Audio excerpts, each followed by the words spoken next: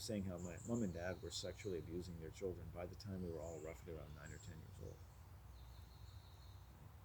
They're both homosexuals. My mom's a lesbian, my dad's a homosexual, bisexuals, whatever you want to call it.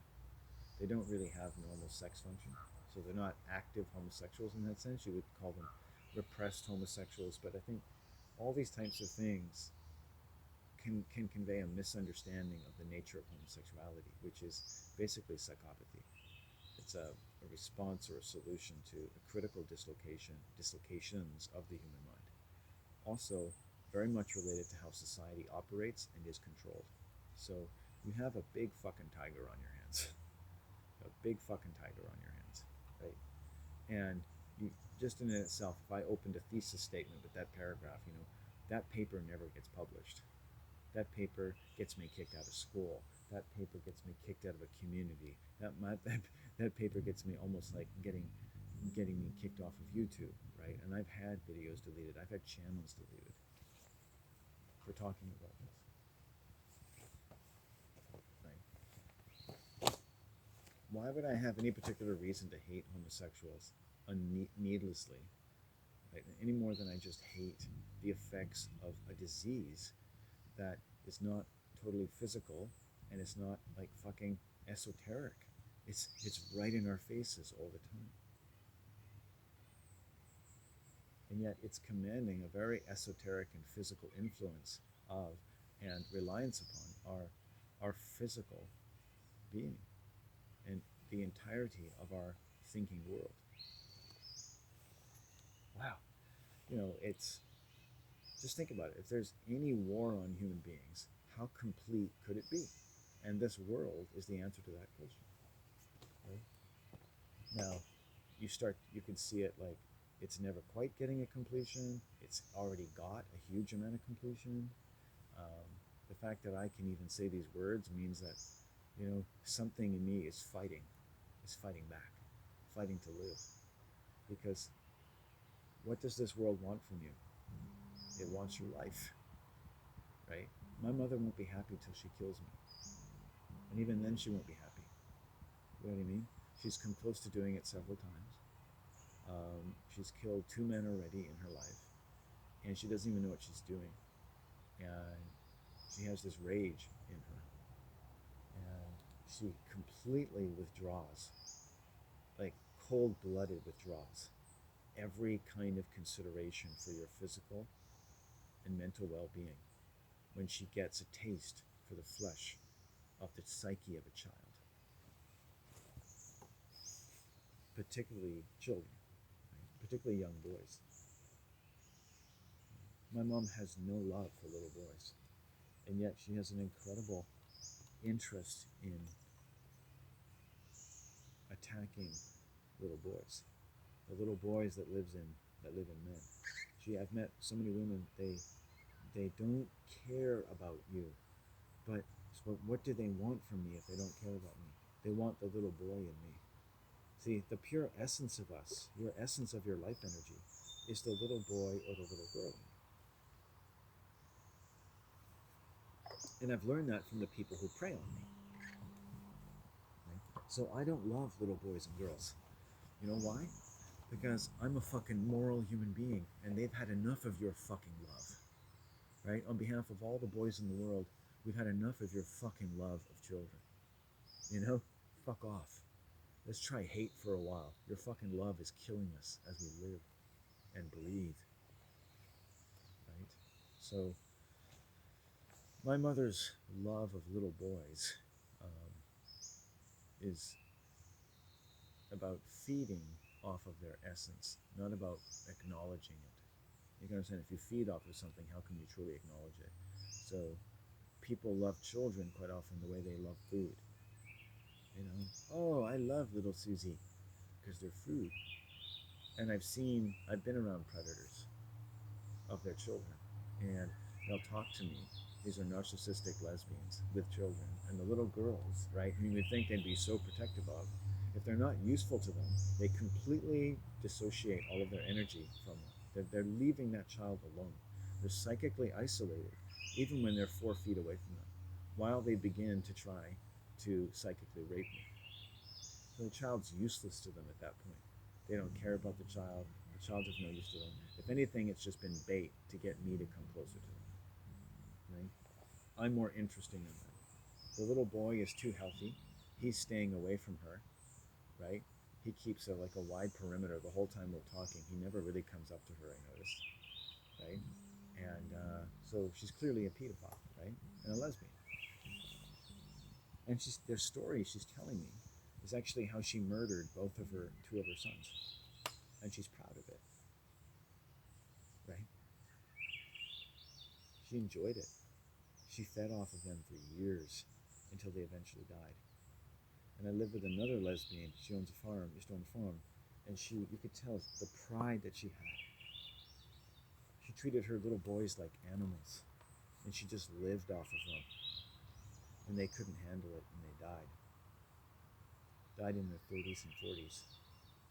She has pictures of all of her dogs, 3-4 generations in her house. No pictures of her sons. Okay?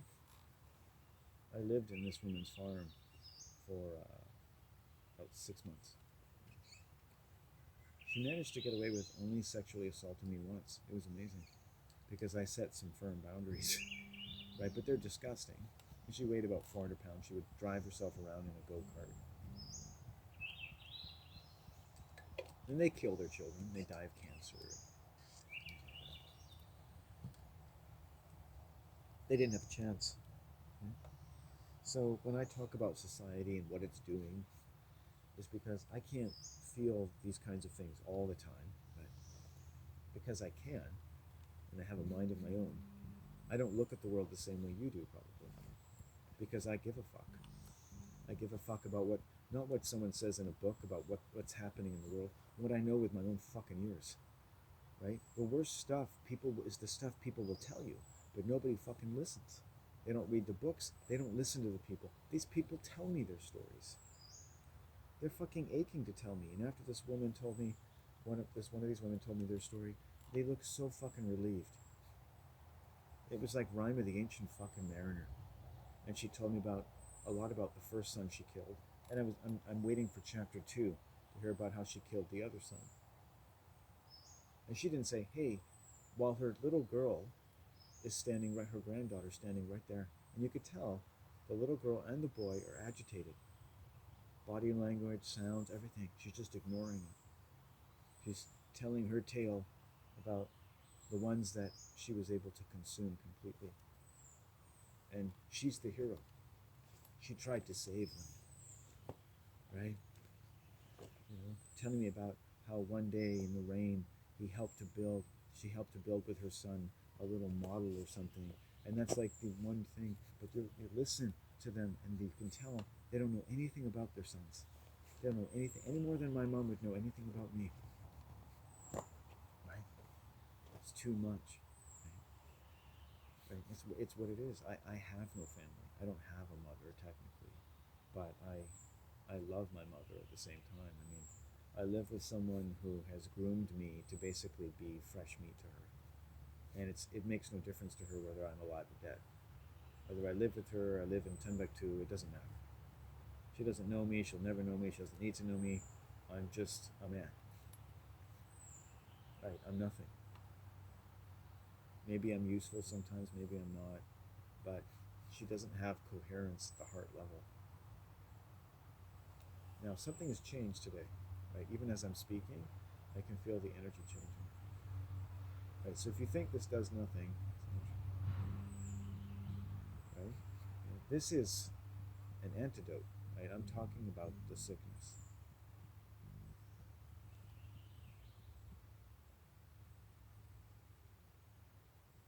Right? And this is someone whose survival and sexual needs, like most people in society, are met by inviting people or making contracts or agreements with people and finding ways to take more. So that people always expect people to take more than they say. They always take more from you. And people are best at it. They'll find a way to accuse you or make you anxious about whether or not you're getting too much from them. And they always like to cultivate a relationship where they can get more and more from you, but make you feel more and more like they're doing too much for you. They always have more to offer you than you to have to offer them, in deference to the fact that they're always offering you what they have and they're never listening to anything you have to offer. They don't need you to offer anything. They want to offer you everything. The opportunity, for instance, to be food for them and to feel as like you never do enough for them, even though, you're doing more than enough for them. And that's how pedophiles, I've met so many pedophiles in my life. It's like this idea that like pedophiles are in the crack somewhere hanging out at, fucking, they have on TV, they're like, they hang out at playgrounds, it's like, oh, I'm just looking, I can control myself. Oh, like there's these people like, you know, like that's a pedophile, right? Like a drug addict. I need my child. I need it. I need him. My panel van is right there. Come on, let's go. But they do one thing. They convey it as something which they can't control, and there's no cure for it. People love themselves from children, don't they? Everyone with a fucking disorder loves children. So yeah, like every woman I've ever known has sexually assaulted me at one point or another. And you just learn to recognize what kind of people they are. And before I even said it today, I already knew that like most women I meet are quite unseemly human beings. They've been reduced in some way. Like down deep, you just, like a woman wants to meet a true man, right? I want to meet a true woman. And it's like, I don't even see stories about them. I don't hear audio of them. I've never seen a video with one of them. The people you see on YouTube, they're not really normal humans. If it's physiological or whatever it is, it's just crazy.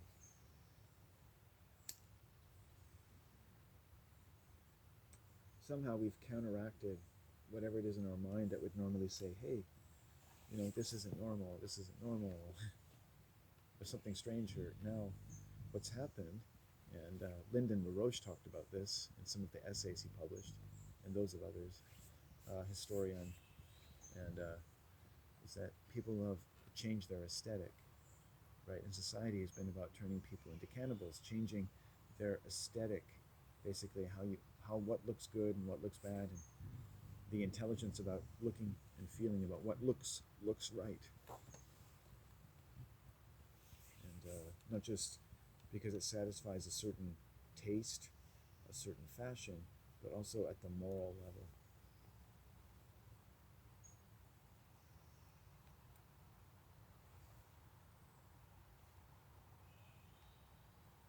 Other levels, deeper levels of abstract thinking and line drawing and distinction making and meaning making. So your meaning making and your distinction making are connected.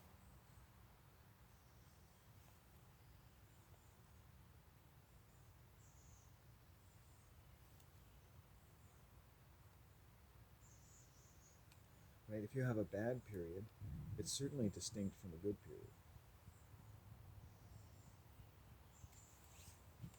And that means something. Fuck, my back is itchy for some reason, I guess, from sweat or whatever. I actually did I take a shower? I was gonna take a shower. I think I took a shower.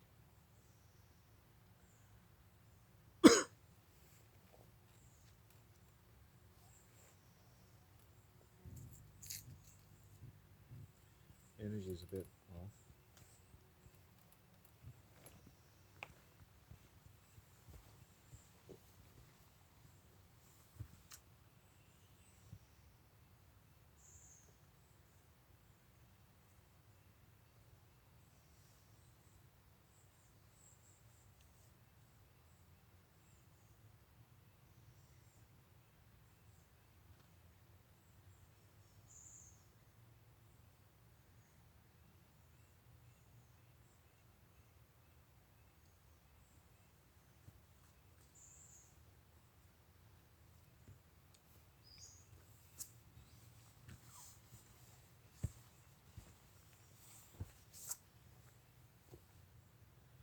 So what would happen, to add some other information as a child and increasingly as an adult, um, is that because I was around sexual predators all the time, I would have accidents a lot because they were feeding on my physical energy quite a bit.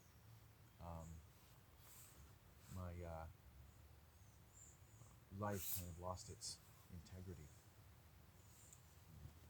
If you're not being protected at home, right, and you're less protected, not only you're more liable to be injured by people, you're more liable to injure yourself, right, if you're not protected. So you might say you're either working in your own advantage or you're not. If you're not working in your own advantage, somebody may have hurt you. You might have an accident. You might start to trust people who aren't trustworthy. Now, while I think I'm a pretty smart person, I've clearly trusted people who weren't trustworthy. And it behooves me, also a good opportunity to use the word behoove, to understand why I trusted people who weren't trustworthy. And am I clear in myself about why I did that? So, did I have any reason not to trust them? Yes. Okay. So, in every occasion, women that I've met, I had lots of reasons when I first met them to distrust them. Absolutely. The first time you look at them, and the thing is like if you see them, and then the ones that, depending on how they see you. And so, some of the lesbians I meet, they see me as like a love interest. Other lesbians see me as food. Other lesbians see me as useful, like a useful animal, a beast of burden. Perhaps even as a nice little whipping boy. And they see women as that as well, right? They don't always make very much of a distinction between the two because, again, lines are drawn differently in the mind of a homosexual compared to a true human. So it's very hard to understand homosexuals and psychopaths because their lines are drawn differently, right? Sexual predators don't really rely just on the same sex, right? Very few, say, psychotics or psychopaths are really sexual people. Their sense of sex is very different than what you may think. It's on a spectrum of, dominance and power at all times. If they've got power, if they feel dominance, like sex really isn't even that interesting to them because they're, in a sense, getting so much from you the rest of the time anyway. Right? Most of their life is about that. The fashion, looking good, looking like someone, having dominance, which in many respects probably looks fairly appealing and expedient to most people growing up.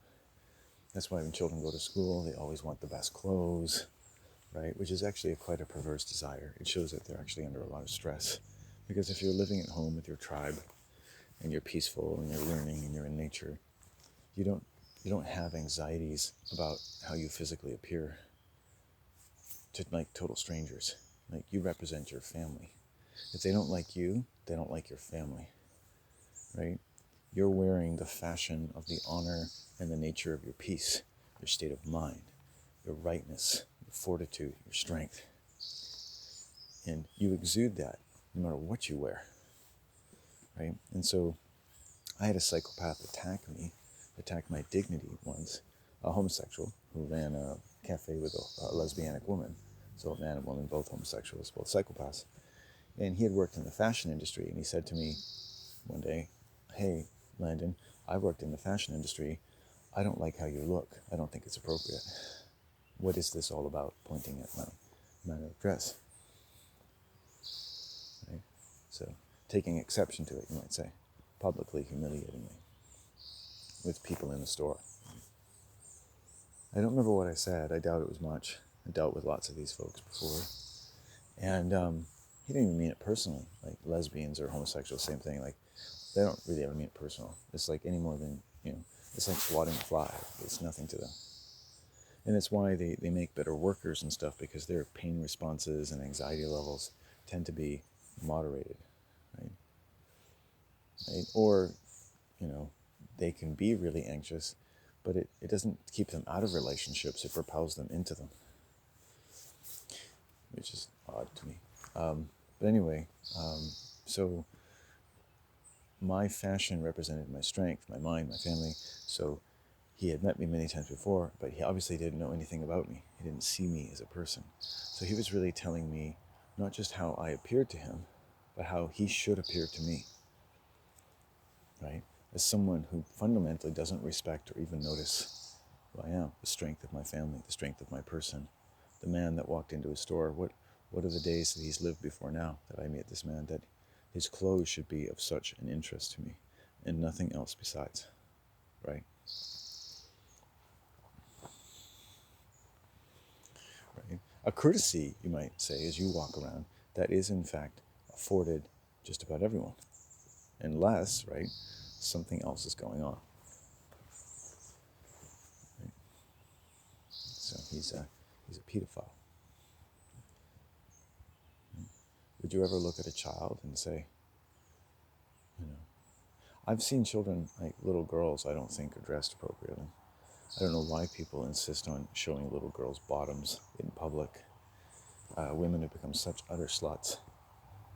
They don't realize how, like, their addiction to fashion and vanity and how they look has let them slide into basically looking like prostitutes.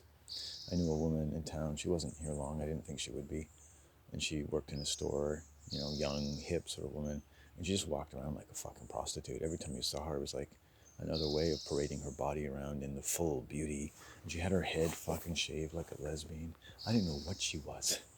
She seemed to go in and out of boyfriends. Eventually, before she left town, I think she took a swipe at me, and I was standing next to a sociopathic predator twice her age that day, and I was just like, this is like way too much for one man. It's like they come at you from like different ages, different times, different generations. It's like I can walk down a boardwalk and see a pickle full of women, and you're just like, you can just feel the energy. I just start walking in a different direction. They're disgusting. They're just disgusting. Like you want to sympathize, like you want to say, like, oh, there's that.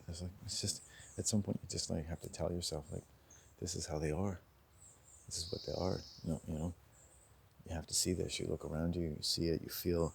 When it comes to predators, I feel everything. I feel everything that they are. I feel all of their sadness, all of their pain, all of their disgusting desires.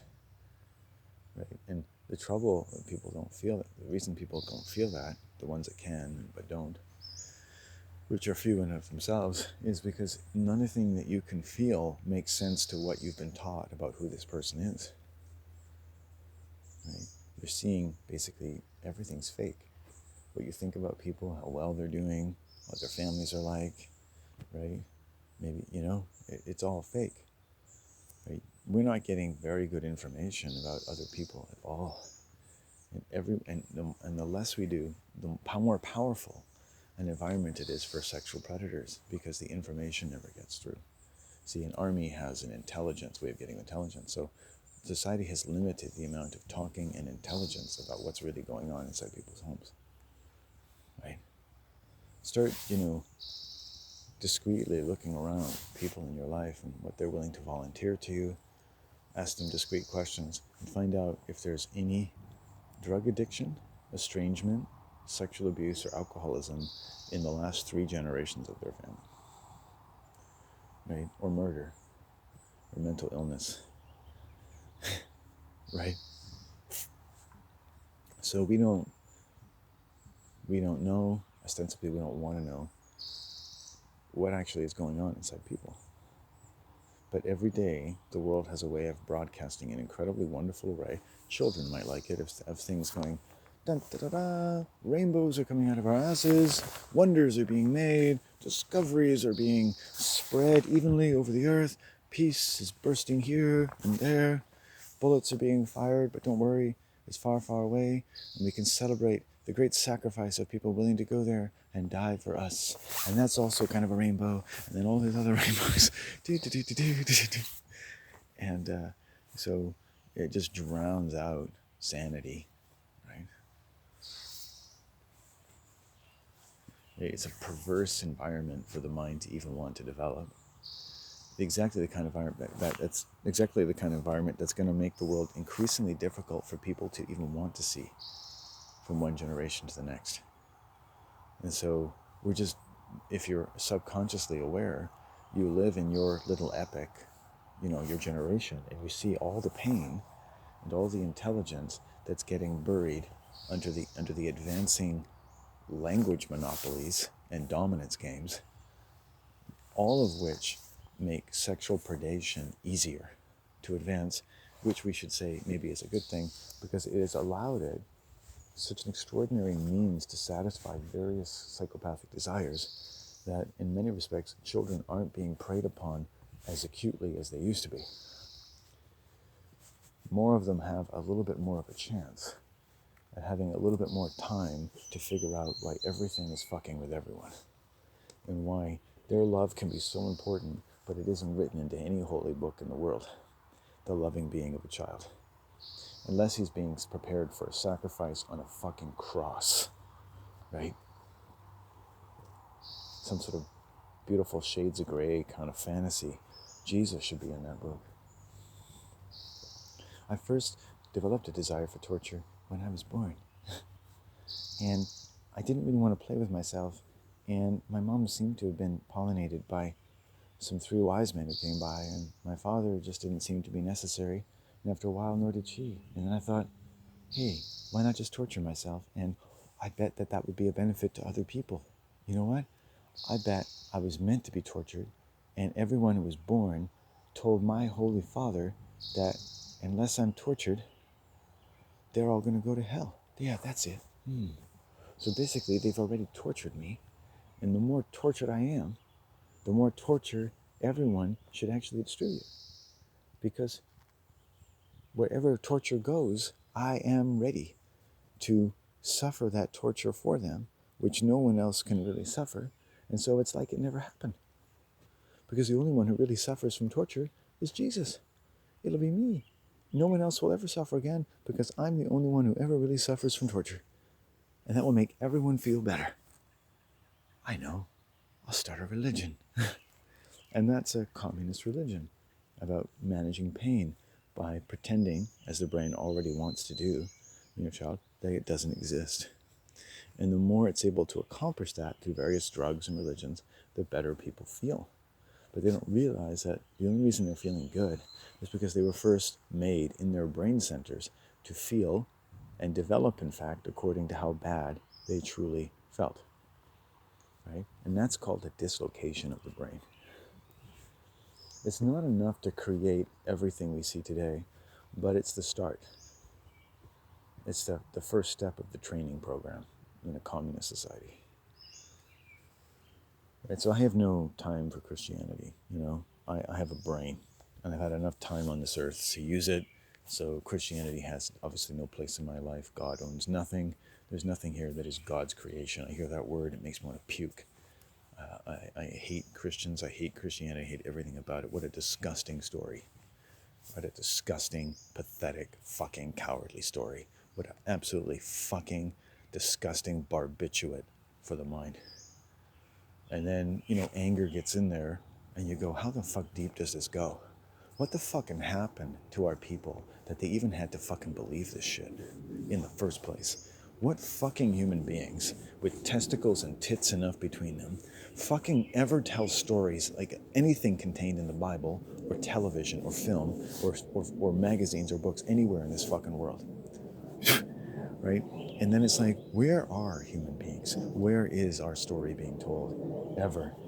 Right? And I get like this awful feeling in the pit of my stomach, right? And in my second chakra, I'm just like, oh, here it's being told. Here.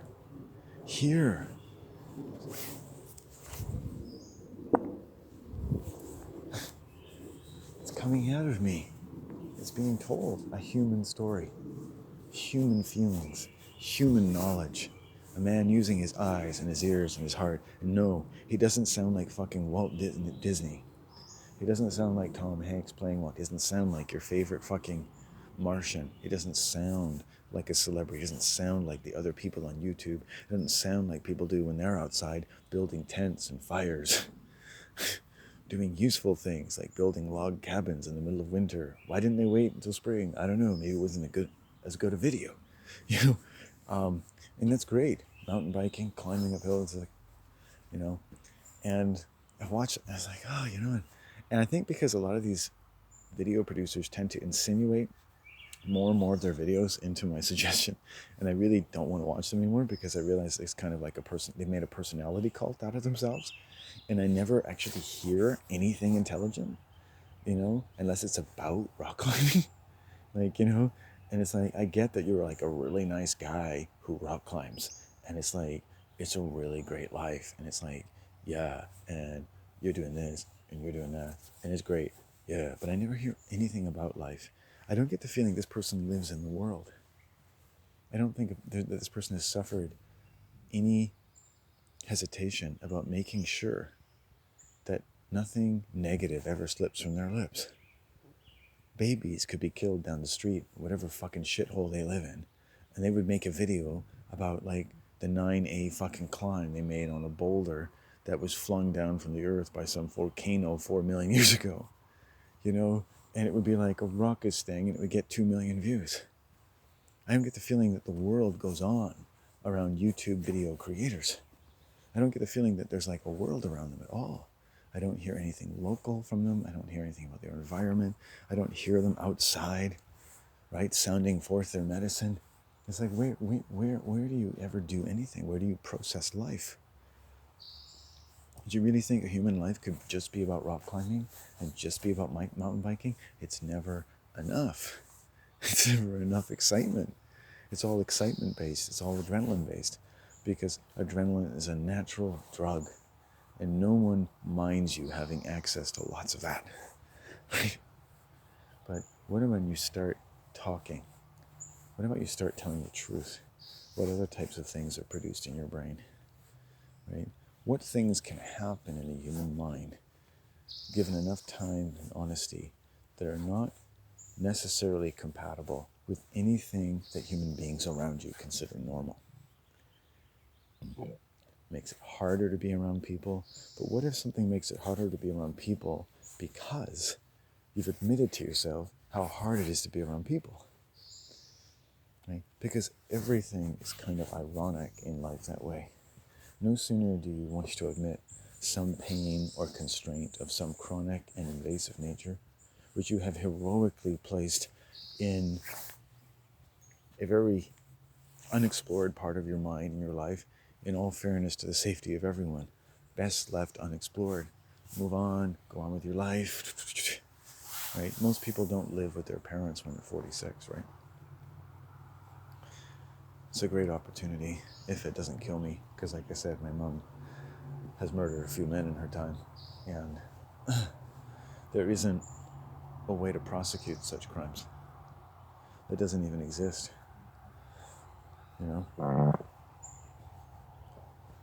It doesn't even exist. Most child abuse isn't even a crime. Most domestic abuse isn't a crime. It certainly isn't to men. And there's no one out there talking about abuse to men, ever.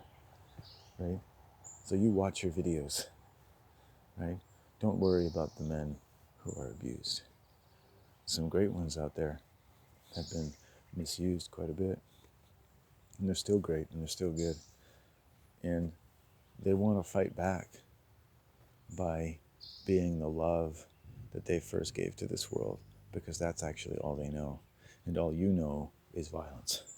All you know is your hatred and your anger, or your loving distribution of it to other vulnerable people. And you know that, like other animals know the fucking shit coming out of their ass, you got it down. You can be the stupidest motherfucker in the world, and you can be a genius at fucking preying on children. Because the entire society grooms it. It's nothing to them. Right? To you, hurting a child is nothing. Sorry, I shouldn't say that. What I mean to say is, to you, hurting a child would be impossible. It's not something you could conceive of. But to them, it's the same thing. Right? Most of the abuse done to children feels normal to everyone around. By the time I was abused by a mother, right, it's the abuse they're doing to their children that's just come out and made itself evident to me. They're just doing to me what they do to their own children. Right? Right, because, you know what I mean? So I get some of the abuse when I come into an environment with a lesbian. They will abuse me the way they've abused their children eventually. and they can't help themselves. It's a given. I should carry cameras on me. I could tell you exactly how long it's going to take, right? I've moved into places with lesbians as landlords and been like, you're totally nice, you meet them, but you know, like, they're just fully fucked out of their minds. And it's just that everyone I'm around is always like that. And I'm like, oh, I'll give it 4 months. Oh, bing, 4 months, sexually assaults me. Oh, what do you know, it's time to leave. And I've gotten people out of their lives sometimes. There was one lady, she was feeding off a younger lesbian. And she would keep young women around, and she fed off of them, right? And this one lady I knew, and she would treat her like an animal. Like, this woman already had horses, but she would just order her around. She was in her 40s. And she would order her around. She'd be like, come inside and do this, come inside and do that. She'd never ask her, like, hey, are you busy? Nothing. She would just treat her like an animal. Food's there, come and get it. Just the way, and I told her one day, I said, he talks to you like you're an animal. And she was very jealous, of course, this young lesbian's time with me, and eventually that led to the violence that happened 4 months later. So you see, like, these people are like not people, but she owns property. She was a nurse. I've met many lesbianic nurses who are just profound child predators. Profound child predators. Like, we're making these people. Remember, life's a hard place, right? Not everyone makes it through as moral as you and me. That's what I've learned. Not everyone really gets through. Like, I may not have much of a house of my own, and I've got a lot of dangerous things I have to deal with. And I'm sick in my way today because of who I choose to live with. And that's my problem, and it may kill me one day, but I don't know what else to do. So it's a bit of a problem, at least. I mean, I'm sure I'm somewhat deluded in some way. And it's tragic and awful, but here I am, and this is where I live, and something propels me forward, and if you don't think I'm completely pitiful, you might learn something from me. I might learn something along the way, because I've been preyed on many times, and I never considered these women as predatory. It kept happening and happening and happening. I'm like, what is it about me? What is it? I'm so nice. I'm so giving. I'm so patient with my time. I have so much to offer these women, but they don't want what I have to offer, ever, at all. And their head is down, and they don't have time or energy to look at the person they're crossing paths with at all. They may live with me for years and never know me, right? And I have ways of learning and attesting to myself at how little they've learned about me. I always ask myself, like, if you're around a lot of violent people, how can you make sense of it all? But I always think, so they always find a reason to humiliate you. Like, did any of these people ever learn anything about you? Really, fundamentally? And what would that feel like? Like, I've never had sex with a woman. I've never had a girlfriend. I've never been kissed. I've never been touched with love. Ever. I don't know what it's like. I've never been around people who weren't violent. I don't know what it's like. I just stand somewhere. I had to get my mom to get some shopping, because the store that I wanted to shop in is, I know, hostile to me. It's just the way people are. I like to, if I have to shop for myself, I would shop in a bigger outlet store so I can have more time to myself, and I don't have to worry about the salespeople so much, right? Depending on their sex and stuff, like, usually age, because they're all homosexual, but the younger ones are better, usually, right? But not always. And there's just certain kinds of people, psychopaths of a kind, and you just recognize their body language right away, and it's like, no, it's not a good place for me to be. It's very hard to go shopping, right? A lot of people, a lot of these homosexual types, they can't keep their feelings to themselves, right? Right? It's, they smell something in me, something they've lost, right? Something it's something better to call your food than to be something that you've ever lost, right? These are the real winners, right? Better to feed on your child than to admit you just don't know how to talk to them. You just don't know. And then you add this sort of stroke of lightning to this dark and miserable world. How did all these people get this way? What grief has overcome them? You give these people infinite amount of time and healing and medicine. How do they start behaving now? Something in there, something packed into all this predatory behavior is a hungry, angry desire, not unlike my own, for peace. Because that's what all human beings desire. But where is it? Where is your loving being? When you're 3 and 4, where is your loving being? In none of the holy books of the world does it ever refer to the loving being of you, the love you first gave to the world. Love, it disappears. And then it's like, ooh, love is such an elusive concept. But it's worth it. It's important. But it's gone. Why do adults spend so much time looking for love? Why do adults like me spend so much time talking about how cruel and awful the world is? That it's almost like love has been banned forever. Who have such trouble finding love in their life? Why does love come so elusive? Why do none of our holy books, so-called, ever mention our loving being? The only time I ever heard, the first time I heard a reference to the loving being of little girls and boys in white society was watching a press conference with natives from nations in Canada. And I love these women and men and boys and girls.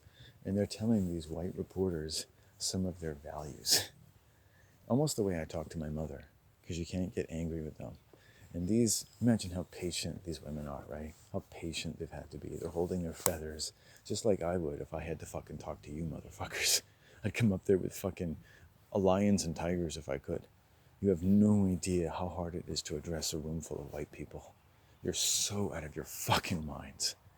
I don't mind risking your unfriendliness to me. You're so out of your fucking minds. Check your fucking modesty at the door. Check everything at the fucking door. Check everything you think you have to offer another human being at the fucking door of one of your so-called fucking ashrams. Take off your fucking personality. Take off your fucking shit-stained fucking mind, bred from a fucking communist family, and fucking listen to the red man speak. Have a little fucking shame. Bow down to them like they're fucking Jesus. Like they're the boss's cock you have to suck or get stuck up your fucking asshole. Just bow down like you bow down to your fucking governments. Bow down to them like you bow down to every motherfucker with the right fucking uniform and letters after their name to tell you about your fucking reality as an animal. Because you're gifted with the ability to fucking just believe what any motherfucking tells you with letters after his fucking name like you never had fucking eyes and ears of your own. You fucking miserable cunts. Smell the fucking atmosphere. I talk to you fucking morons. And like it could be a river, it could be a stream. You don't fucking see anything. You don't feel anything. You carry your fucking cameras around. They get bigger and more expensive every fucking year. And you walk by like nothing's even fucking alive. Like it didn't exist until you fucking got there. God, your minds are fucking spinning like the fucking non-existent galaxies. The milk and honey that you'll never fucking reach. Except by teaching people like me, perhaps, how to live like you. Because you've got such a fucking claim on how to be a human being. You know what? These red people, they actually tried teaching them some things. And I listened to it and it had like 150 views, right? And then you watch the shit on YouTube that has 15 million views. Watching some fucking Americans shooting M16s at God knows who in the distance, right? You shake your fucking head. I shake my fucking life. I don't know, you gotta fucking laugh.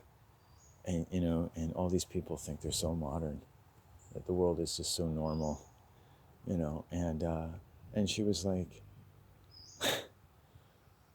before these white people started attacking her, and you just think about how hard it is to hold their temper. These white people fucking stole their lands and killed their fucking people, poisoned all the rivers, poisoned all the water. And they claim they fucking know so much more than everyone who they fucking depended on when their fucking ancestors came here and were fucking starving and cold and hungry because they didn't know fucking how to survive in one of the most difficult places in the world to live, that these people had lived for tens of thousands of fucking years. And you know what they did after they gained a little bit of knowledge and skill in staying alive? Is they fucking started slaughtering them. Oh, not out and out in some fucking manly war, not even fucking UFC or wrestling, not a manly little duel. No. They fucking sent them disease-ridden blankets. They fucking slaughtered their food supplies and then gave them fucking flour, bags of fucking flour to live on in their fucking igloos. After begging for months, oh, here's some flour, you fucking mongrels. After they've killed, and none of these fucking white people even know what they did. Destroying a people. And they walk around like, Farley Mowat, oh, he's a cunt, isn't he? The one fucking white man who had the guts to say anything.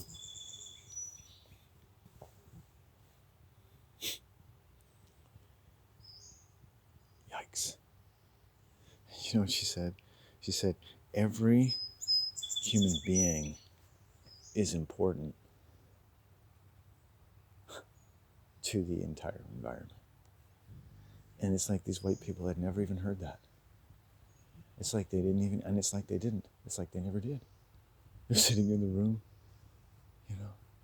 She said, your lives, you fill your children's lives with violence. We teach our children they're important to the earth.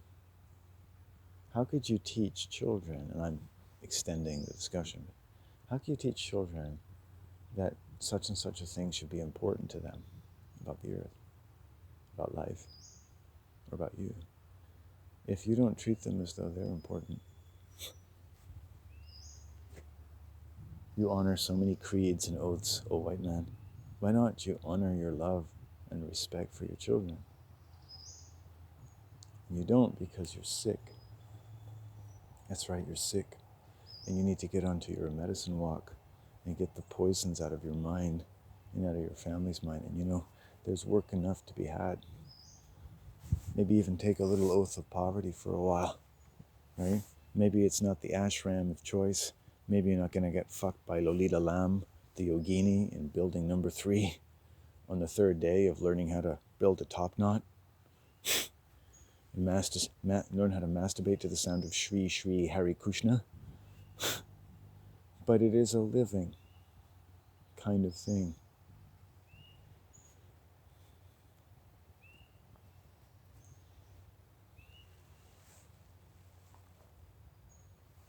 It is a living kind of thing. Man, I lost my family. I lose my mother several times a year.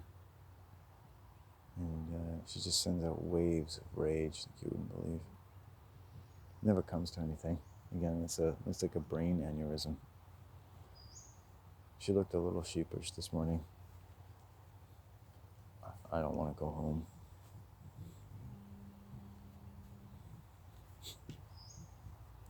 I have to at some point, but it's with a heavy heart that I do.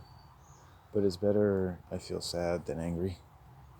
It's a safer, less volatile emotion. But I'll probably only really get to sadness today. And then we'll hopefully rebuild a little bit of my mind over the next days and weeks. Because it was just last Christmas she raped and dislocated my shoulder, and now it's coming back again. And I haven't, it's going to take me years to rehabilitate my shoulder. It took me about 22 years up until last Christmas.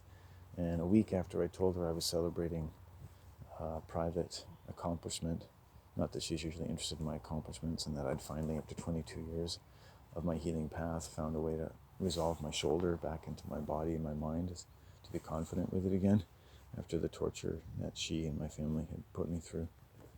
And then within a few days of that night, she was attacking me. And then by Christmas Day, she had dislocated my shoulder. And humiliating me to everyone in the building where we live sexually. And no apologies, nothing. She's been telling people for years that I raped the first girl I had sex with. And she just makes stuff up in her mind. She self-suggests. Right? It just happens to be these awful things about me, which exposes me to more violence from other people who then think that, I'm just food. Just paints a target on me. And then my mom will say, "Oh, I don't know why these people are doing this to you." And then I find out that she's been spreading lies about me, right? Behind my back. And even during periods when she was doing enough in the home to make me so sick, I had to go to the hospital once a week. I was actually physically ill, near death for 4 months because of what she was doing. Right? And I actually wrote several books while she was doing this, none of which anyone has ever read, none of which anyone cares about, because, nobody cares about human beings, right? What actually goes on in their lives behind closed doors. Ooh. And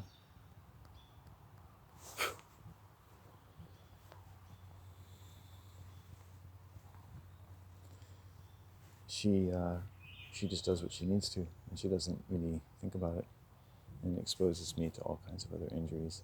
And then she'll say things to me like, "Oh, gee, it's like, why do people treat you the way they do? Like there's something weird or wrong about me." And then she thinks about, "Oh, it's just your lifestyle." She told me one day she thought it was my relationship status. It's my lifestyle. It's how I look. It's how I talk. 5 times a week she tells me I just have this way about me that people will just want to attack me. And when I tell her that people assault me and this kind of stuff, I like to relate to her a little bit about, my day-to-day life. She says it's usually my fault. I've told her about women who've sexually assaulted me in the past. Some of them she's met, some of them she's not. When she gets really drunk, she tells me how she really feels, which is that I deserved it all. And in fact, I'm actually a bad person because I'm male. Right? Not that she even knows much about what these people did, right? Things I'm actually still healing from. And she says she loves me. She thinks she loves me, right? She thinks she loves me. Like, my mom doesn't know anything about love. Doesn't know the first thing about anything decent. Really, she's a career criminal, and she has no anxieties about it. Right? Lifestyle, relationship status, because I'm depressed, not friendly enough with people. Half a dozen times a week she tells me to be friendlier, right, to people. Doesn't want to know things about me. I've written several books while living with her. She doesn't even know I wrote anything. Right? She doesn't know I'm a writer. She doesn't know anything I do. Doesn't want to know. Never read one of my poems. Right? I sent her a poem one day for Mother's Day. She just threw it out. Made her a little altar one day. Made a picture of it while I was out. And she just deleted it off her phone. In fact, I think she cussed me out for it. I'm not mistaken. But loves me. Yeah. God forbid I should be home late for dinner tonight. And not that she makes me dinner, but she cares about, doesn't want me to die out here. That would be miserable. Take her food supply away from her. Why indeed? So the level of sickness is profound, too much for one man to deal with, basically. But I don't have any help. I could use a team of psychiatrists to help me. If I could trust them not to bother my mother, having a girlfriend, well, what decent woman would want me to be around my mother, ever? What decent woman would even want to be in the same room with her, right? But the thing is that, it really depends on how you see it, how you see our society. Like, everybody's suffering. Everybody's being tortured all the time. That my mother tortures me the way she does and gets into different chakras, gets in different gates in my body, that it takes so little provocation, that it makes, such difficult changes in my emotional body, in my physical outlook, in my medical. Like for 2 times this week, I haven't been able to sleep because of being sexually assaulted by my mother, right? Who's 73 years old, and she can't help herself, right? So she was telling people that I raped someone for years and years behind my back. She was doing this even while I was near death from the things she was doing to my face, let alone what she was doing behind my back. There's another woman she was doing this with, and other women around her and men actually turned out to sexually assault me because she made me think that I was this awful person. Kind of amazing anyone could think that I would rape a woman who's ever spent time around with me. It's astounding. I think if I didn't have some basic self-belief in my goodness, in my incapacity to harm others, which I've tested over the years, and I test every day of my life. Imagine what I've gone through, and yet I've never hurt a woman. I've never even raised my voice. Right? What good would it do? What good would it do with someone who's out of their mind? Right? The white people that came here, they were out of their mind. Right? They weren't warriors. These people here working themselves to death, they're not warriors. They're mentally ill. They're criminally insane workers. Right? It's not the honest day's work, it's the criminally insane day work. And how many of them are addicted to cocaine and heroin on this island? Crack, meth. How many of their children are doing drugs? The local police just take it for fucking granted because they see it so much. Most people's children are on some kind of drug. They're all on drugs. From sugar to this to something else. All the fat ones are on drugs for sure. Who's taking care of that? It's pathetic, and no one has the guts to say anything. It's all pathetic, all the time. That's the only thing that makes it easier, is that it's all pathetic. Everything. Anywhere you turn, you throw a stone in this fucking town, and you're going to touch criminals and meth addicts and lesbians and homosexuals. It's like, it's one daily pride parade, or I call it the no pride parade, right? I don't know how anyone with any pride could go on a pride parade. I can't fucking understand it. You look at these miserable wretches wearing their fucking rainbow badges in the great rainbow religion of global homosexuality, and they've never had a chance. They're children. They never had a chance, right? Whoever thought children would go in parades with half-naked lesbians and homosexuals and wear pins with rainbows on them and scowl at the man on the bus who doesn't know that it's Pride Week? I'm like, what's going on? He's like, it's Pride Week. Oh, okay, sorry. That must be that pride talking. An entire week for people who've lost sex function. They're weaning new children on new generations of Christians, and it's all Christianity really, which is the homosexual religion of the Western Hemisphere. Right? The Christian family is a homosexual family, right? But notice there are differences in the homosexual families in the Bible and what you might consider the average homosexual relationship. But that's because you don't understand homosexuality and how it's based on sexual violence, and it's the result of it. So think about what homosexuals have to do, right, to deal with impotence, because that's what they're all dealing with. Constant craving, it's all I want. It's that bright, constant craving. I can't stop this constant craving. That was the lesbian anthem of the 80s and 90s, right? The homosexual anthem. Because you're looking at people dealing with impotence. I grew up with a guy with impotence. His father used to hold a knife to his throat in bed at night. He'd wake up with a knife to his throat from his father. He never developed sexually. I've seen little boys with lesbianic mothers whose testicles don't develop properly. And I spend enough time with them to know exactly why not. Right? And they have some bullshit story that the doctors go along with because, of course, women can never abuse little boys. Right? And who's this fucking manly doctor that he's helping to supply her with a reason, as doctors did for my family when they sexually abused me, is to supply my mother and father with reasons why it was just my fault, and how psychologists and stuff will supply the abusive parents, especially women, with reasons why it's actually the child's fault. Right? The cousin, who's a mother of several children, who never used my name and sexually assaulted me the only time she ever interacted with me when I was 19 years old, and having invited me to her home.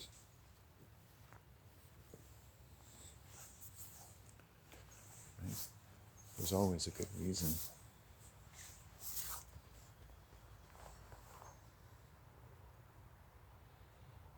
Nobody ever sees it.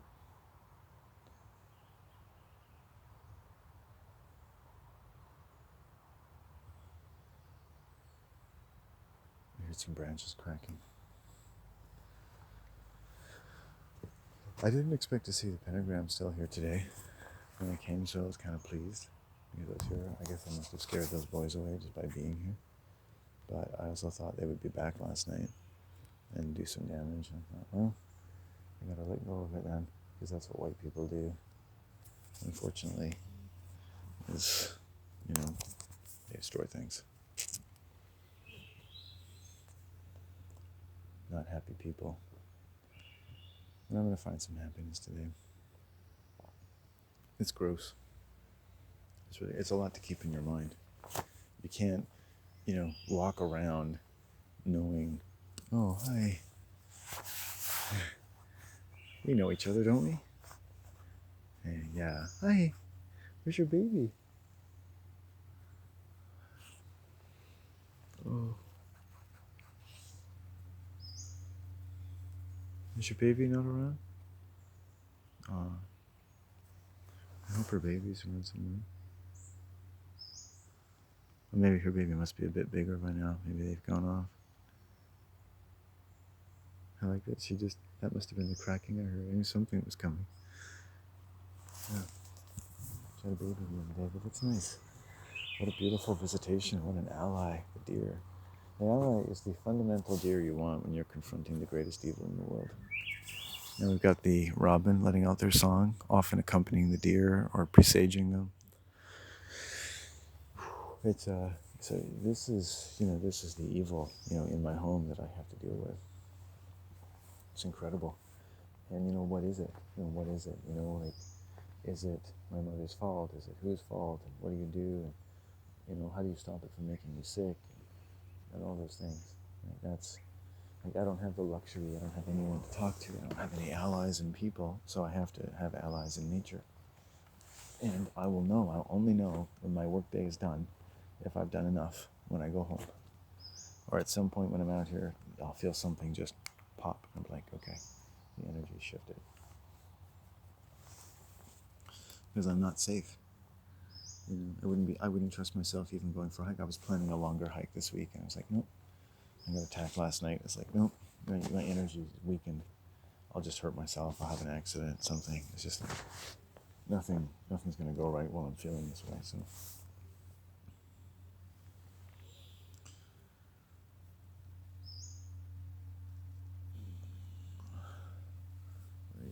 I see the enormous frustrations in my mother's mind.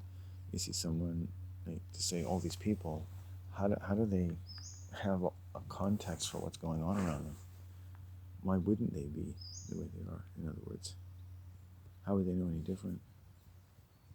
You get a few generations of people behaving this way. How would anyone know any different? So you're basically just ruining life for children. You just ruin their lives. My sister is a very wealthy woman in Vancouver, and she has said that her parents ruined her life. My mom even told her that. She seemed proud of it. It didn't seem to bother her at all. She said her parents ruined her life. They ruined her life. They ruined their children's life. My mom doesn't care. How do you care about that kind of thing? How does a mother care about that she helped to ruin her children's lives? Who wants a mother like that, eh? You would say, oh, what a cunt. Move on. Forget about her.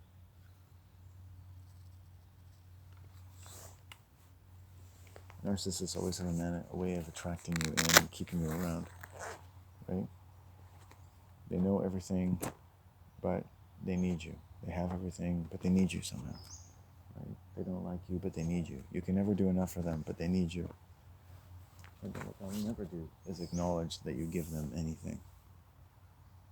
And just think of what was happening to them as children, that fundamentally to their relationships with people is that people are not essentially valuable, especially people like me, especially children. They don't really give anything to their environment. They don't really do anything for them. And that problem, that quandary has occupied me. And I just, as a young man, I always thought, like, I started thinking, what are children going through? Because I don't think these people know. I don't think anyone knows who cares what I'm going through. So I started going into the womb and thinking, what are children going? What are they going? What's going on for them in here? What's going on? And you know, if you go to a psychiatric ward, that none of these people have loving mothers and fathers. And the abuses that they have, there's always a mother or a dad who's there like, oh, I didn't see anything, or they had a hard life, or you got these like mental morons that were given custody of a child. And you're like, how do they even have a fucking chance?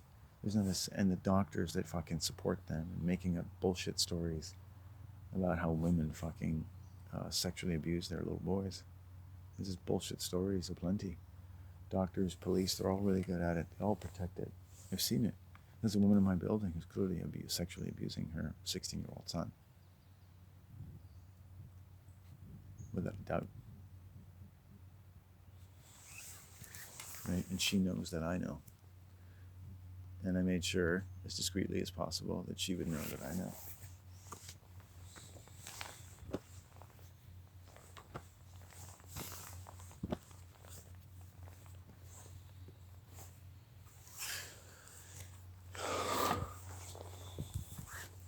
It's not hard to see if you've been around meth addicts. I notice with most meth addicts who are boys, usually homosexuals, is that they've been sexually abused by their mothers. That's what I found most of the time. There's always some sexually abusive mother. Isn't that something? We should be like doing studies of that type of shit. They did a study of women. They set up cameras, mothers of babies and infants, and they found that with audio, and they knew they were being audio, is that on average per month, a woman beats her child, these are white people, 50 times a month. Sexually abuses, assaults, beats, or screams at child, on average 50 times a month. That's in the white world. And then they bring them out in public and they're like, ooh, coochie coochie coo, coochie coochie coo. Oh, my loving little baby. At home, it's like, what? Wow, powerful people, eh? Women.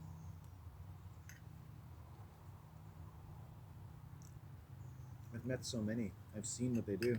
The nicest women beat their children. And, again, they can't help themselves. Before you start making up things like they don't have enough support and a man hurt them, they can't help themselves. Think about it. They can't help themselves but sexually abuse little boys. I've never met a mother that wasn't sexually abusing her children. Maybe one.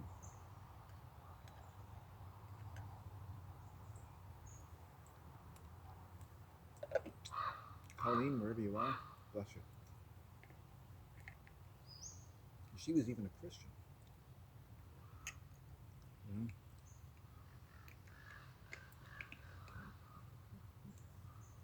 Some of them are nice.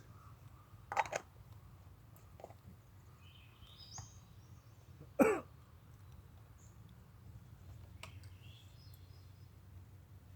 feel like just a homeless dude today. I don't feel good. It's like that. I've been around a lot of violent women. They take the zest for life right out of you.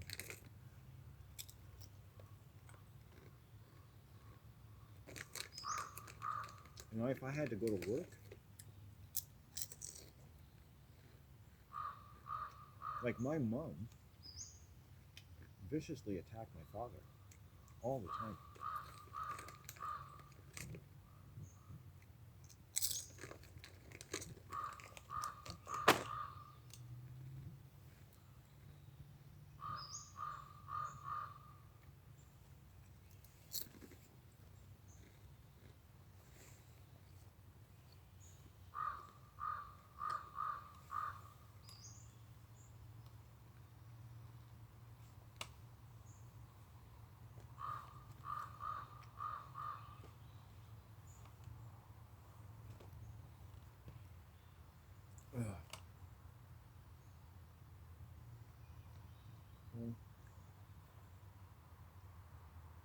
my gosh. I remember her baby looking at me. I hope they're okay. That was about a week ago. They can grow pretty quick, right?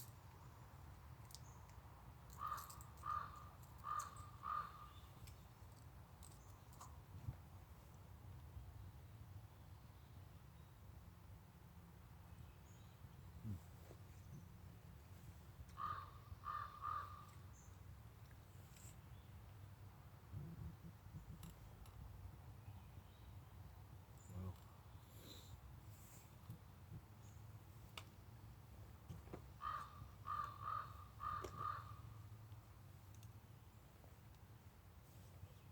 Good to walk along the coast. Difficult problems, impossible problems, you might say. Impossible. How could any human being deal with this? Isn't society supposed to help people? No, not really. That's another part of the story, right? Is that society doesn't help with these problems at all. There's nobody.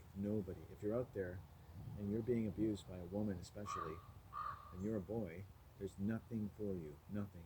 Women, feminists, they will scoff when you tell them. They'll laugh with glee and pleasure and sadism.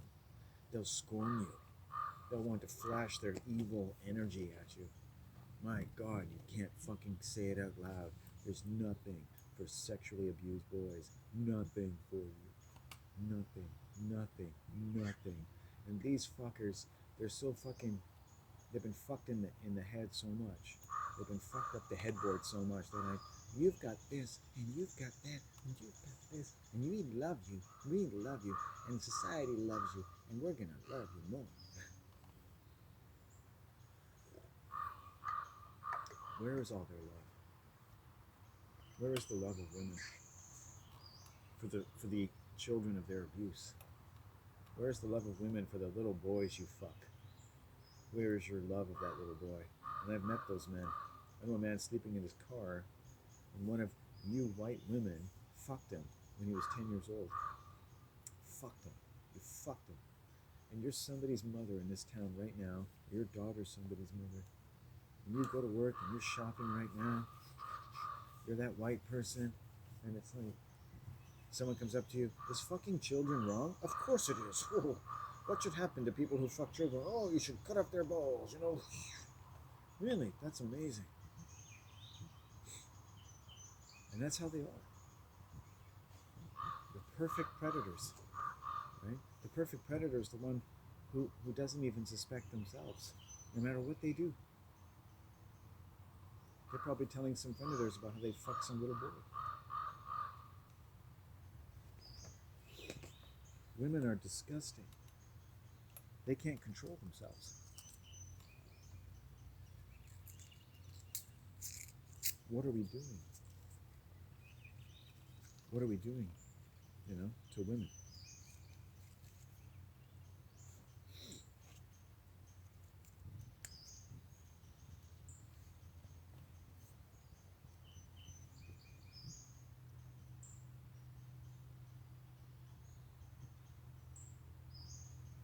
What happened to my mother? I try to understand her. Her loyalties to damaged women are unrelenting, especially if there's a man involved. Women are always right. Women group together, they attack men, they're always right. A crippled man in a bed is their enemy. A young boy in his stead is their enemy.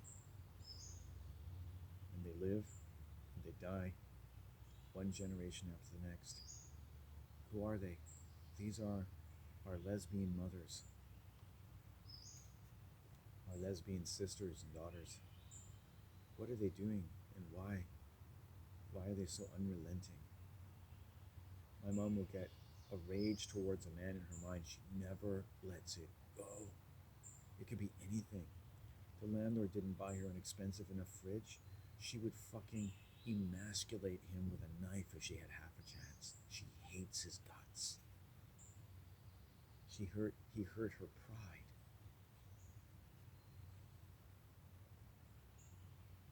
You see, the narcissist is constantly getting so much out of their prey, but they can never get enough.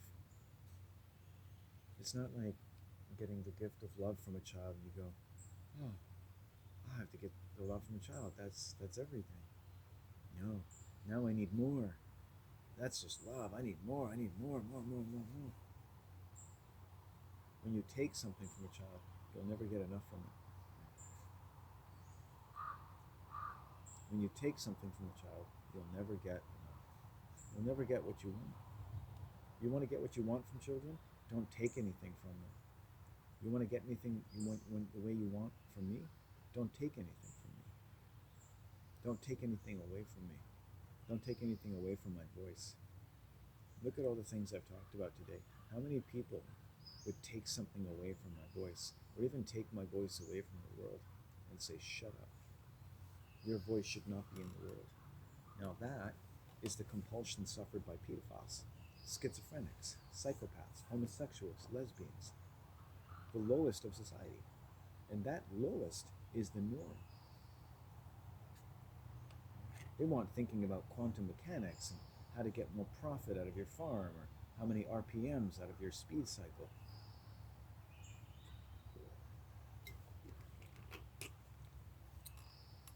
They don't want to know what this is doing to anybody. They don't want to notice the world around them.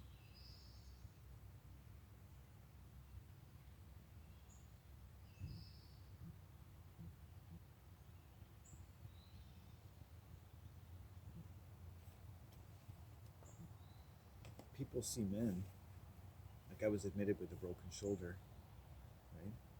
And a lot of hospital personnel see that as an effect of social isolation and lifestyle, they would probably say. Social worker would probably say, oh, he's socially deprived in his lifestyle. That's why he has 16 dislocated shoulders. They have all kinds of rationalizations for it, because people with 16 dislocated shoulders from domestic abuse are usually fairly socially isolated.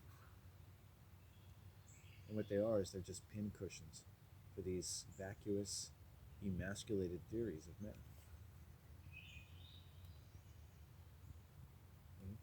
I was coming to my doctor for domestic abuse for years, and her and her partner decided that any emotional components meant that I had a delusion of persecution, in deference to which they wanted to shove a camera up my ass.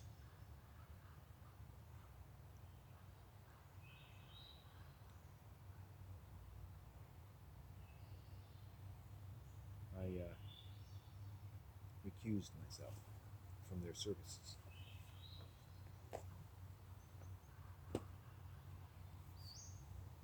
So there is nothing for abused men like me. Perfectly nice guy, smart, spent many years reading, spent even more years writing, and have spent several years talking. And I have never had an intelligent discussion with a woman or a man in my entire life. Ever. Okay? Ever. Not one of you. Not one. Just sit, smoke a joint, and let's have a conversation without ever once losing our minds. What do you say? Let's just see what it's like.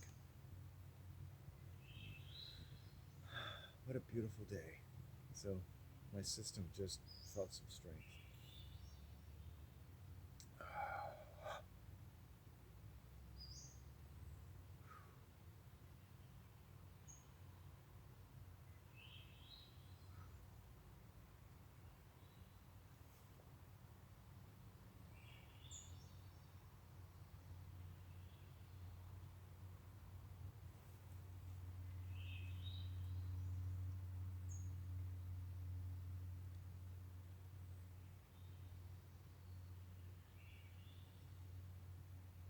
I'm warring with the irrational spirits in my mother's mind. Basically, it's a war between the rational and the irrational on the earth. It's between the rational and the irrational. Not even so much men versus women, the rational versus the irrational. That's at the deep of the sexual genesis of the heavens and the earth, which is reason.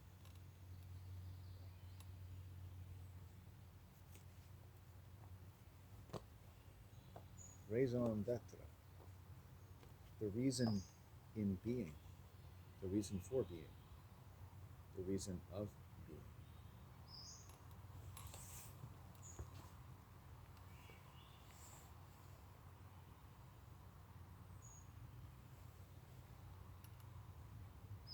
I understand why there's this line. Yeah, it's created this line. Maybe it's in the lens, but there's this glare right over here. That's interesting.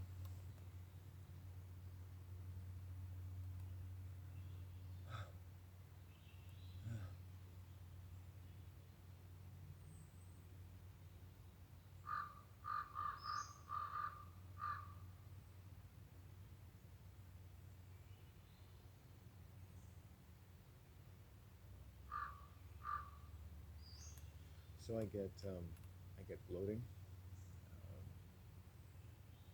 intestinal issues, things like that. Things some people would just say, "Oh, you have some kind of," but it's actually from living with a sexual predator.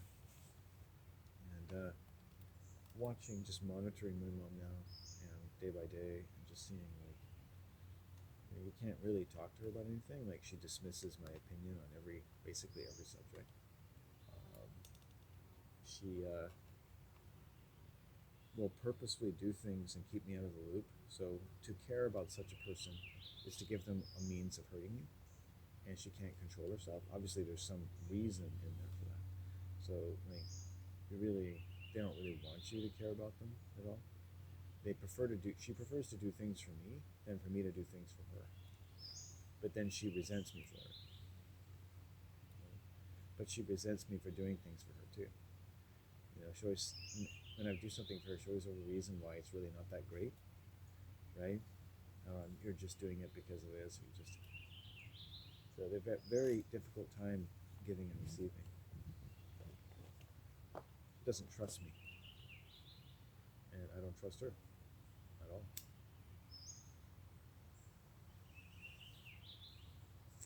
Someone who's threatened me as many times as she has, several times a year, physically threatens me, is a pretty weak, cowardly little creature. You know, I wouldn't, but you give my mom a few smacks.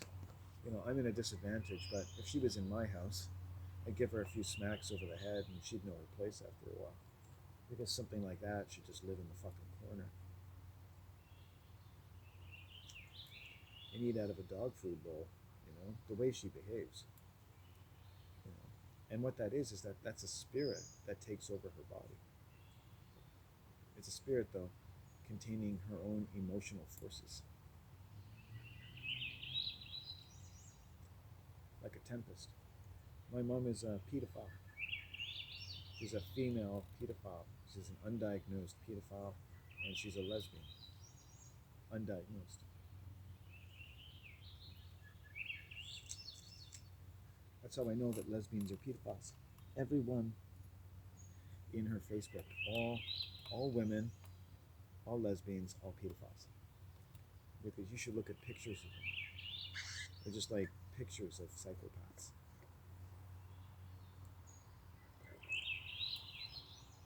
Pleasant bureaucrats. They would never do a thing to hurt a child, I'm sure they would. But they don't care much about them either. They love men, partying with men. The men are fun, but they've never really gotten to know a man, and they kill the men that they do marry. They always outlive their men. People hear that, oh, women live longer than men, but do you know that the reason is that women are killing men? That's why they're outliving them. I started but never finished saying, my mom was actually slowly killing my father. He was working. I don't think my father even knows this, but my mom was actually slowly killing him. My father actually developed an intestinal disorder and had to have part of his intestine removed. I was developing a similar condition. And as soon as I told my female doctor and my mother's doctor, interestingly enough, that something about the intestines ran in my family, she grasped on this like you wouldn't believe. I remember it was like seeing she could not completely conceal her evident an evidently unconcealed pleasure as soon as I said this to her.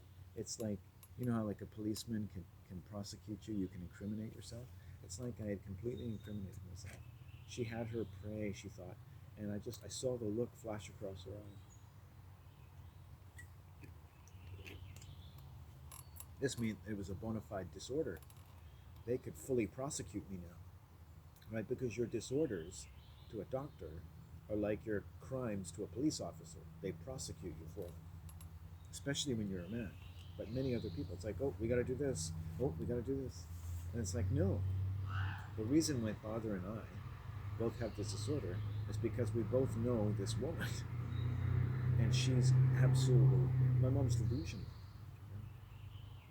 I think my father's mother knew what my mother was. My mother is a delusional, angry psychopath who's just been surviving like a scrappy little dog all of her life. She told me stories about how she became a pathological liar when she was a little girl. She used to go around collecting money from people and saying it was for her school just to get money to buy candy. And how much she resented being caught. Right? And what pleasure she took in telling me the story. How many little girls do you know that do that? But psychopathy runs in my family. It's not a genetic disorder, it's a behavioral one. It's a generic one, and it's behavioral. Right? My mom hurts men. That's what she does. She hates them, she hurts them, she loves them, she kills them, she leaves them. Right? And to listen to her, all they ever do is hurt her and leave her. Right? But it's like, what do they really owe her? One guy she killed left her like a couple $100,000 and partial tenancy in a house that in which his children still had a stake. You know what my mother did? She booked a trip to Europe and blew all the money, some of which was to go to paying taxes on the house, and then came home, couldn't pay the taxes. The bank was having trouble. The family started getting worried, and my mom just blew them off. Then she invited her first husband to come live with her, who then started conspiring against my mother and the family to try to buy the house, and curried the favor of his 3 other children, not me, to buy this house without even mentioning the idea to my mother. My mother, at some point before this, I later found out, after inviting them to the house, had come into the kitchen one day, she told me, and just said, "You should get the fuck out of here. I don't want you here." Right? Which is always a wonderful, loving thing. My mother is like that, right? That's what she'll do, right? She just comes up to me some days and just says, "You're fucking nothing and I want you out." She does that 3 times a year. Right?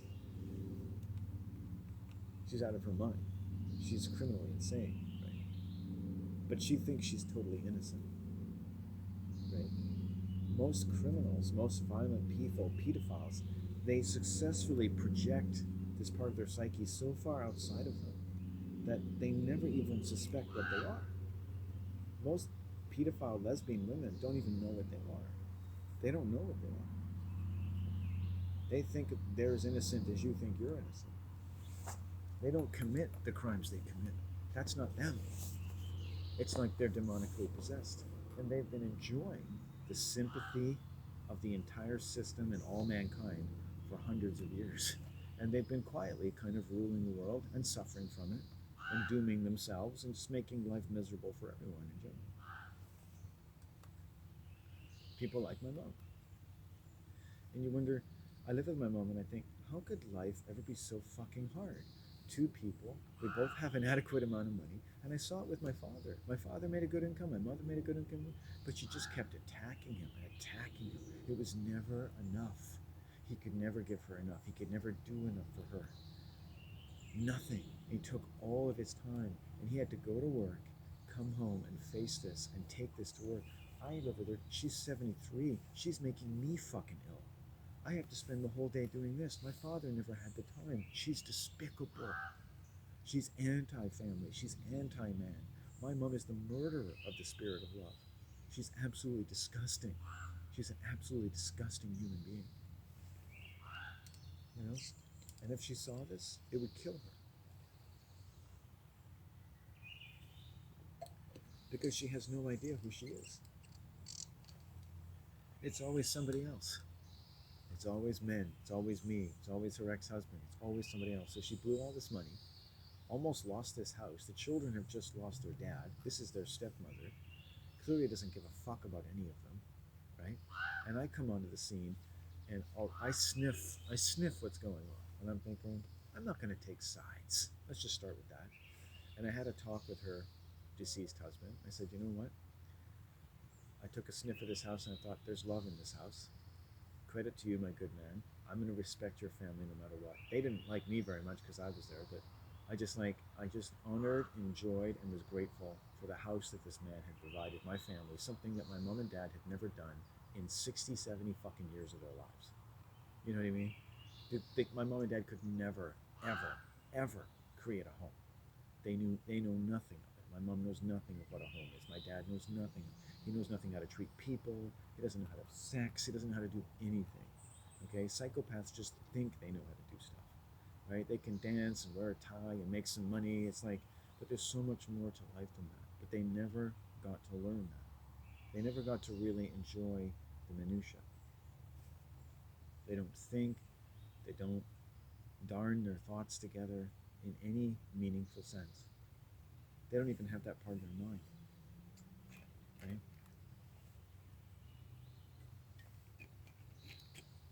It's bills, it's money, it's whether or not to turn the cable on and off, whatever her dog needs from day to day, you know, moving her money around, booking eye surgery. She's like the same fucking woman on Two and a Half Men. She's the same fucking woman she's watching on TV. By the way, who's always getting plastic surgery?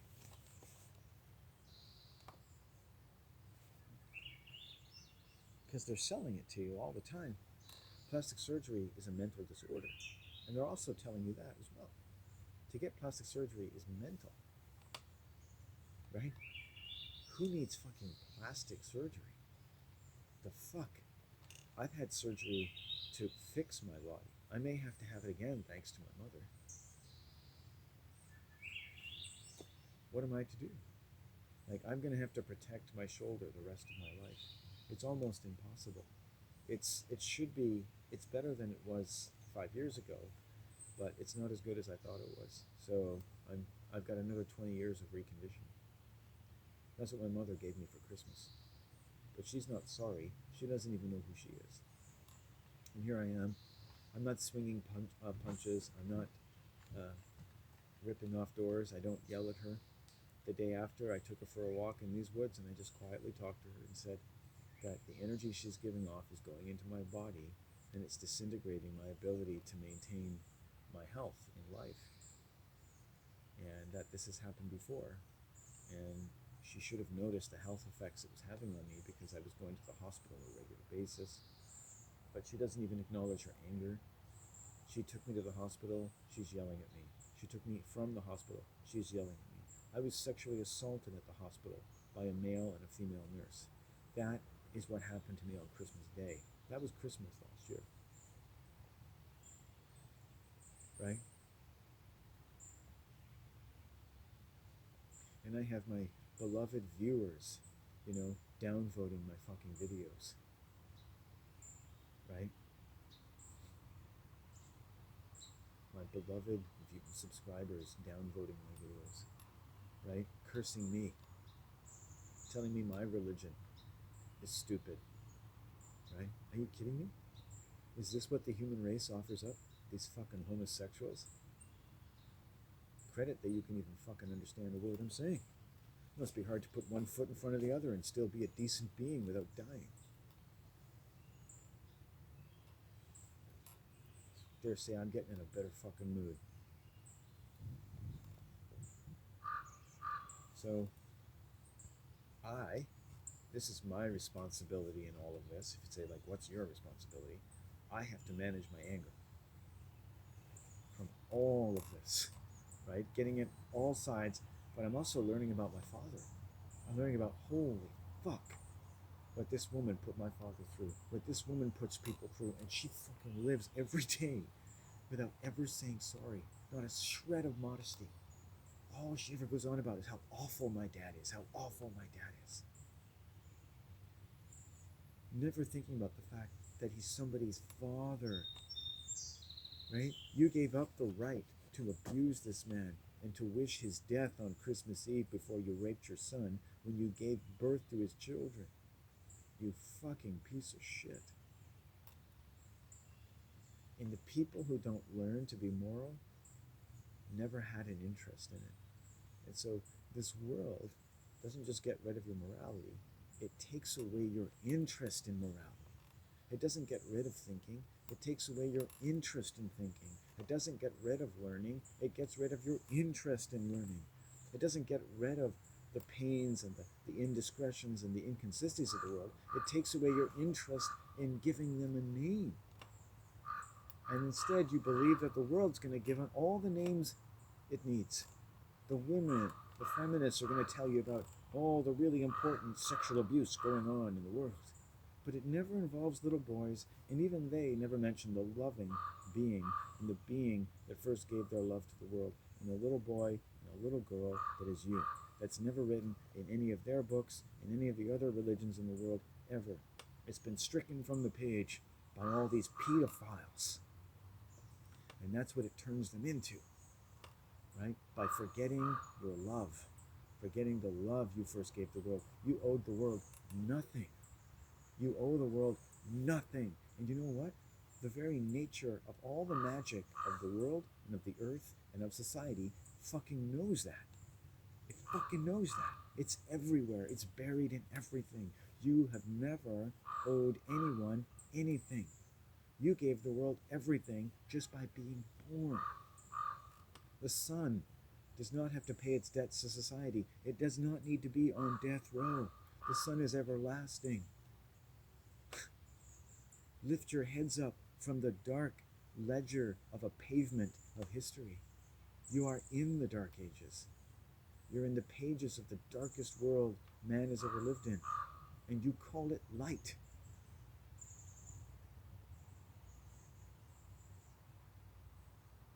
And that's why the darkness comprehendeth it not, because it's a delusional light in your eyes, and even the darkness does not comprehend it. It hates that darkness that first gave us light, that first sounded forth the peace of existence itself. All the enlightenment of this world hates that light. It hates that darkness. It hates the true energy of being and love, which is engendered in those mighty waters, here, floating in these wonderful creative spaces that my own words sound forth the ethers of.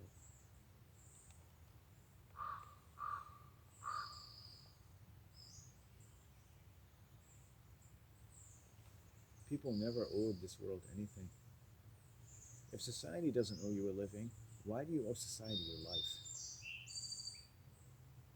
Is that a fair question?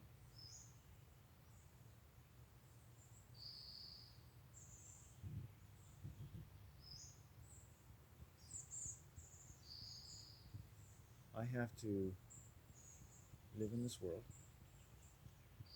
I deal with abuse. I deal with abusive, negative people, unfortunately. They're everywhere. But they're also at home. And that always makes it so much harder. That my mom lives with a loaded weapon in her chest. It might as well be, I used to make jokes as a child, like a crazy person is someone who comes up to you, with their chest strapped full of grenades. And this is when I was young. I was still very smart, and I was trying to describe how certain people were to me, even when I was 10 or 12. Like, some people are like, they have grenades strapped around their chest. And like, oh, watch out. And my mom and dad were one of those people. My brothers and sister were one of those people. It's like they just have grenades in their chest, and they just pop them, and it comes out of their mouth, and it goes into your body, and it explodes, and it creates a feeling of humiliation through your entire being. And it can make you sick for days. And there's no triage nurse. There's nothing. You have all the manifold griefs of your life, but you live around them, and you get a grenade shoved down your mouth like at any old time. And then sometimes you're prone to accidents, and sometimes this happens, and sometimes you just get tired, and sometimes you're just sick, and sometimes you almost die. And they just live their lives like nothing's going on, and you can't complain, and they can't hear you. They're just a robot, and that's just what they do. That's just what they do. You can't stop them.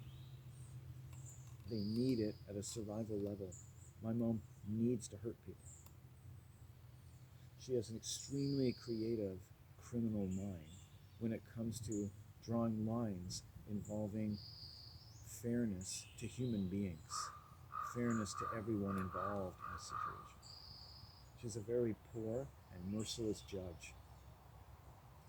And it's like watching someone who's dead, even as though they're in front of me. My mom will be dead one day. And it's like, I don't want her legacy to be one of abuse. I want her to grow beyond that, to grow beyond the need to yell and hurt and humiliate and to harm a child. A lot of these people have dogs. I've met psychopaths. They love animals because they're probably better with animals than they are with people. Because they can actually take care, maybe, of an animal. Right? People are difficult to take care of, but it's a lot easier if you listen to them, because they'll kind of take care of themselves, like children. They'll take care of themselves if you listen to them. As a child, even with two rapist pedophiles as parents, alcoholic psychopaths, hardworking people, each of them basically trying to kill each other, one way or the other, constantly, right? A relationship based on power, which is a homosexual relationship. It's a communist relationship. It's how sex has been destroyed, families are destroyed. It creates a nuclear family, if you will, which has always been a homosexual one. A nuclear family is basically an unclear family. Like, where is the family? You might grow up and go, where's my family? What happened to love? What happened to this? And that time in your life, your brain could be just as vulnerable as that as a baby, except now you have no one there going, oh, make sure you treat him properly, like a baby. Don't drop the baby. But then when you're vulnerable as a baby and you're 16, you're like, beat the baby, leave the baby, leave the baby. Did you hear the baby? Fuck the baby, fuck the baby. Take the baby to school, take the baby to this. Oh, come on, yell at the baby, force the baby, control the baby, manipulate the baby, accuse the baby of manipulating you, controlling you, being a bad person. And it's like, that's what you do to your children. And they become lesbians and homosexuals. Good job. You did exactly what you were trained to do by your parents. Right? And you probably feel pretty good about yourself, helping to create the wonderful communist world that we live in. Poised from one oblivion to the other, dust to dust, nothing to nothingness. Isn't that incredible? And you know all, and your scientists know all, and you're at the cutting edge of technology, and you're going to Mars, and you're going places, and you're moving. You're too busy to sit down and listen to what fucking people are going through. Maybe they're lazy. You're just whack and lazy. You're going through stuff. You're not busy doing something. It's a great world. We're shooting people. We're building things. We're running here. We're getting up. We're getting down. We're grooving. We got the right dance. We got the right hairstyle. We're doing this. We got a good slogan. We're getting through. We're moving through. Be safe. Be loved. Go there. Do this. Whoa. It's incredible. It's exciting, isn't it? Whoa. Makes the adrenaline. Gets rid of the depression. And then someone goes on, hey, man, why don't you slow down? I think you're all basically fucking yourselves. And you're like, no, man, you're negative. You're negative. You're killing everything. You're a terrorist. Get away from me. It's like, okay. All right. Just slow down and figure out how you got addicted to being busy. You know? Enter Landon's little rehabilitation system for all the opiates of civilization. You know? A little bit of heaven on earth. First you go through Hell Week, which is where you start to become an honest fucking human being with sex function. Don't worry, you probably have it in you because, you know, you had the wherewithal to check yourself into Landon's Rehabilitation Center for homosexuals and the like. And then after Hell Week, of being honest with yourself and confronting your pain and getting rid of your desire to fucking hurt and kill other people, then you can be taken into the land of milk and honey, where you get to read the story of your life and learn to listen to people and see the world around you and study some of the great works provided allies among my own compatriots in learning how to think properly, learning how to value feelings, looking into your needs, looking at different ways of seeing your feelings and conceptualizing your life and development, understanding different parts of yourself and as they relate to critical junctures in your life where decisions you may think you have made were actually also very strongly inveigled or conflated with a lot of inordinately strong pressures being exerted upon you in ways that most people don't even understand through the institutions, the society, and the religions, the busyness, the wars, the plagues, the slogans, the love, the care, and the pedophilia around you.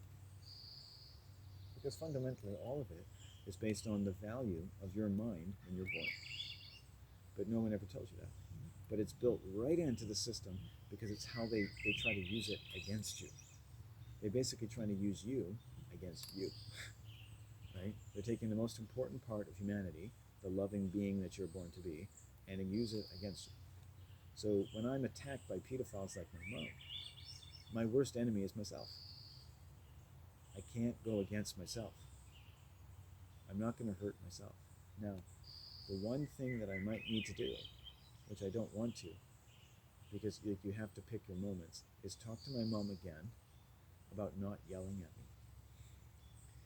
Now, what she'll usually say is, oh, well, you've got to stop doing this, this, and this. That makes me yell at you. And I'm like, then I say, well, look, Mom, I don't yell at you. Oh, yeah, okay, you're right.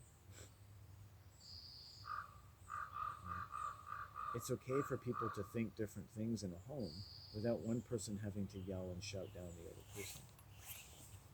In as much as you make your life known to me, and as much as I care about people, I will always reserve the right to ask questions and to learn more about what's going on around me. I have the right to learn the character of other people by discreet inquiry. I like to learn the characters of the people my mom is around. I like to find out their character, which is universally quite poor, as you might imagine. My mom could go into a town and meet the biggest, most successful losers that live there on any given day with her eyes closed.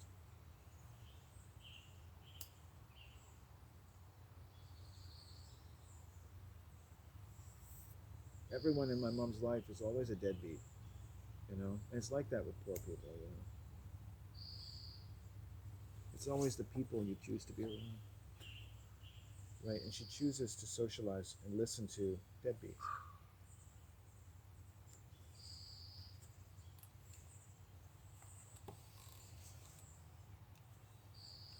Yeah, my shoulder's hurting.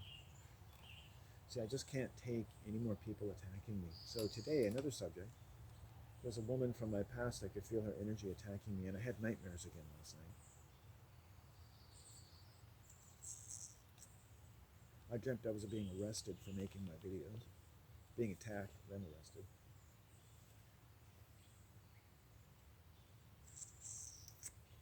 Just felt awful when I woke up. Just like, oh fuck. It's like you could easily step in it, right? But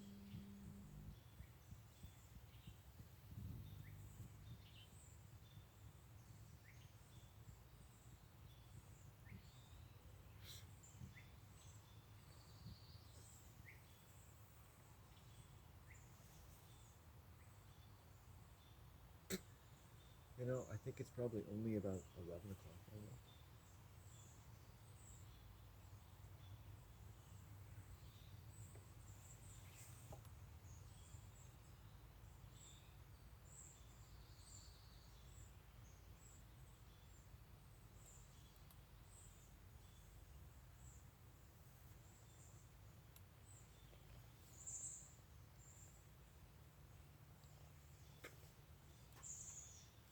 Okay.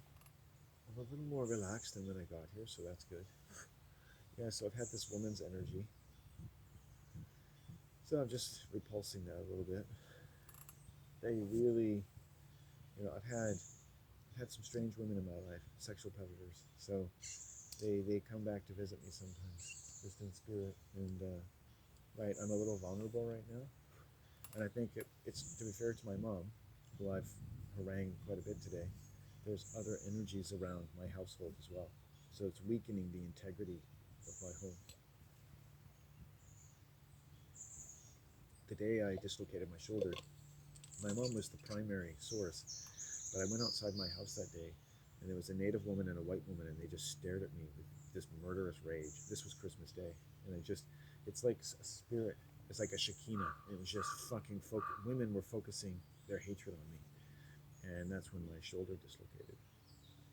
My body just couldn't take anymore. You know, I was just stretching at the time on camera. I don't like to think about it, but it's just you roll all of this together, and I just got to call it like it is, and I gotta say its name. I gotta say the name, say the people involved, say what they've done. Notice I'm not taking anyone to jail. I'm not hurting anyone. I'm not signing any death warrants. Right? Any one of these people involved is already dying.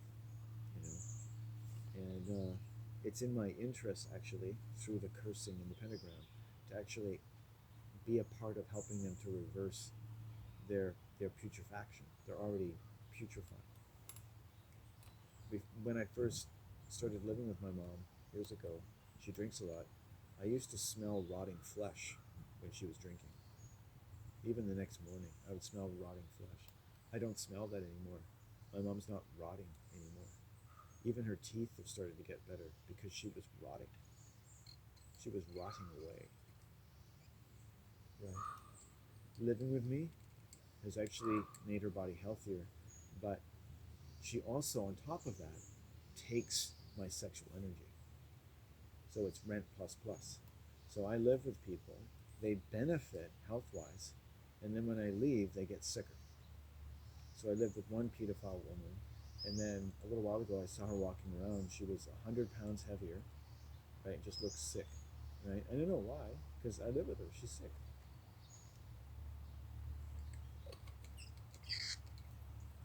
Right? And I had everything she needed. All she had to do was respect me. My whole life is the answer for homosexuals. My whole life is the answer. Because I was first a loving being, and I love you, homosexuals. I want to help you. Right? My love is good. Your love is good. Right? Our love deserves to be respected, but your love is not about being a homosexual. Right? Homosexuality is what's protected your love from you. All the false things around you and all the false things you had to become to survive all the false things around you. Right? So that my medicine walk, this medicine place, is a very solitary place. You can bring the honesty here. Right? My tongue will be honest and it will scorch, but within the context of, say, watching this video, it's pretty much the safest way to hear the truth. And the truth, it's not some brilliant heaven landing in the form of a million spaceships coming out of a camel's ass. It's looking at the pain and saying its name. What a wonderful earth, right? What a wonderful day. What an abundant song of life. What great trees, who've seen a lot come out of me in the last few months. I'm so glad to see that this place holds strong. I left here today half thinking that the troubled young men that had come nearby me yesterday were going to come back and destroy this pentagram. And it was a result to the fact that if that was so, which it may still be, I think they may eventually return. I will complete what work I can while it's here, and I may or may not reconstitute it, because, but I hope they come here if they do, and they just see that this is a healing place, and it's theirs too, and they can do what they want, and if they want to change the star, or they want to add something to it, but there's nothing about it that it's in their benefit necessarily to destroy it. But if they do, I hope they benefit from it. And I've said it here and I've said it now. I may be angry at them, but I hope they benefit from it. I know I will, one way or the other. Whether I curse them to high heaven or whether I learn to roll with the punches. But the fact is, they have every right to destroy it. Right? It's public land. It's sticks, you might say.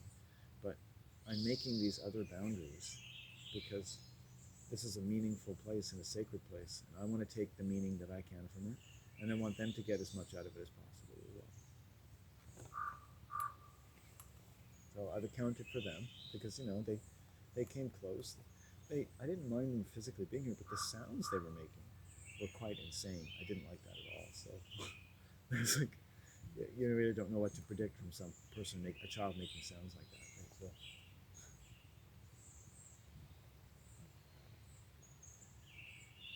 I look like I'm in a wheelchair. It's like rolling. I'm coming, Mama. You know, related subject. You see a lot of women or lesbians with children who have health problems or who have accident prone, or they call them hypochondriacs, or if they're anxious or depressed, and all this kind of stuff. Their mothers are always criminally insane. Every time. Right? It must be a little uncomfortable taking your boy or girl to the doctor because they've got autism. You're trying to find out what kind of disorder they have. Well, its name starts with your name. It's you-itis. Look in the mirror if your child has problems, and then look at them and go, that child has me-itis. And look in the mirror and go, you-itis, you-itis, you-itis. And your children will be like, what are you doing, Mom? You've got you-itis, me-itis, me-itis to your-itis. Right, it's from your itis to their itis. Their itis has got your itis touch, your Midas touch. You've given them the golden handshake of your fucking problems. Welcome to the free world. Daddy's got baggage. Now you've got it. Excellent.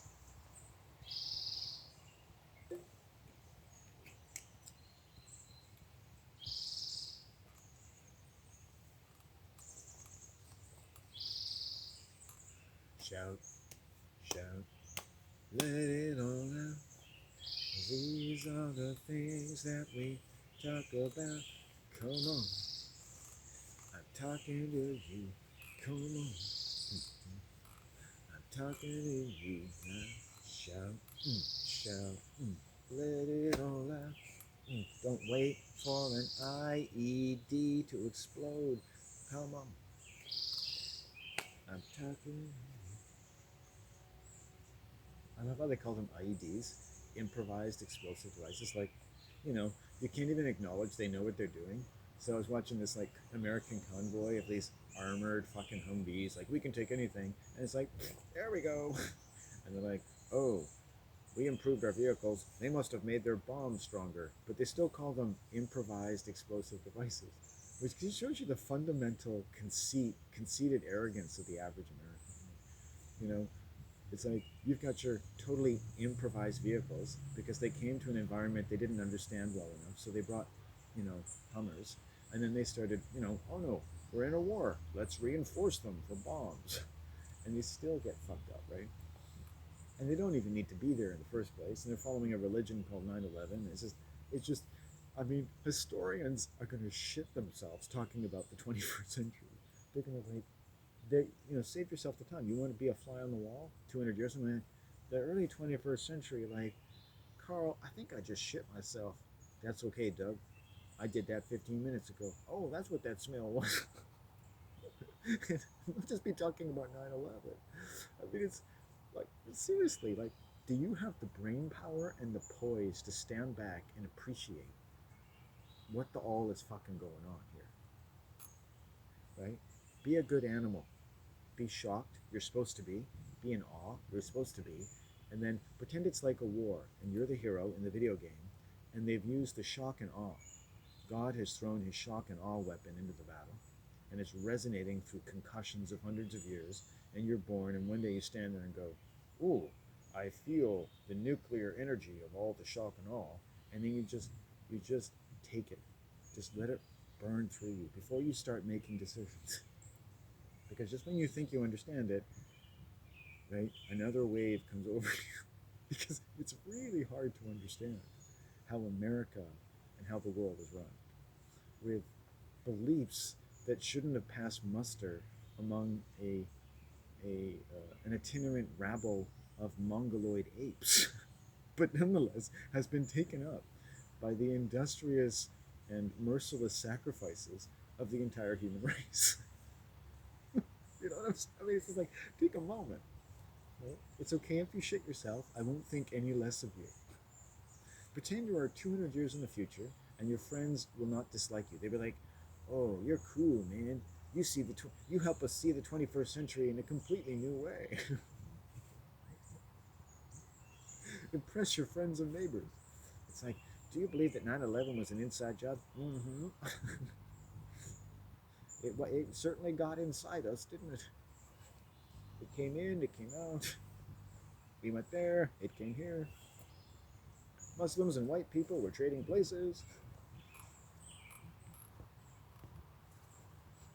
Passports were flying out of burning planes. Entire city blocks were leveled by people who didn't even know how to fly 3 weeks ago. Hey!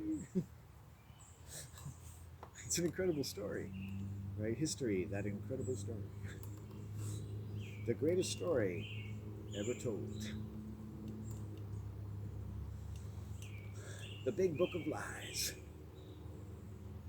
Right? Our greatest weapon yet. A little help? If you want to know why the world is the way it is, you have to know what is happening in the world. And to do that, you have to use your own mind. Okay? Critical. You want to be a historian? You need to know all that stuff. That's logic, that's philosophy, that's fucking pure witchcraft. You can take it wherever you want to go. Right? Right? It doesn't do your work for you, it just gives you a few of the tools you were born with. Right? Make some use of them. Chisel away at things. Use your judgment. You see all those difficulties you have? Well, you already had them anyway. It's just that you're really good at basically ignoring them. And not because you're a bad person, but because the world is so bad. Start with that. Right? You're a loving being, right? I bet you're an incredibly loving genius. Even these bastards will call you that. Einstein himself, who's a fucking bastard, once said that everyone is born a genius. Absolutely correct. Clearly, they don't want you to really use that because a genius doesn't believe in Albert Einstein, doesn't believe that Albert Einstein was a genius. Okay? So do yourself a favor and don't believe that Albert Einstein is Albert Einstein. He's an actor. He's an idiot. Okay? He was an alias, a legend dreamed up by the families and the stages that run the world. They needed the face of a new physics, and he was it. A new psychic order. Right? I want to go into a slightly different subject, which I started yesterday, which is that sports are religion, and they're about generating psychic energy.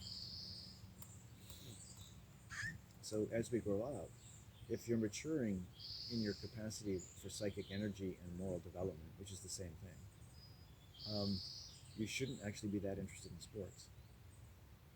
Sports are a diversion from developing normal moral psychic capacities in a world where all of your senses are actually swimming in a psychic realm, right from the moment you're conceived to the moment you die and beyond.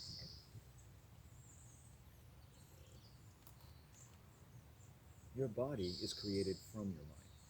You created your own body from your mind. And that's right out of Jean-Paul Sartre.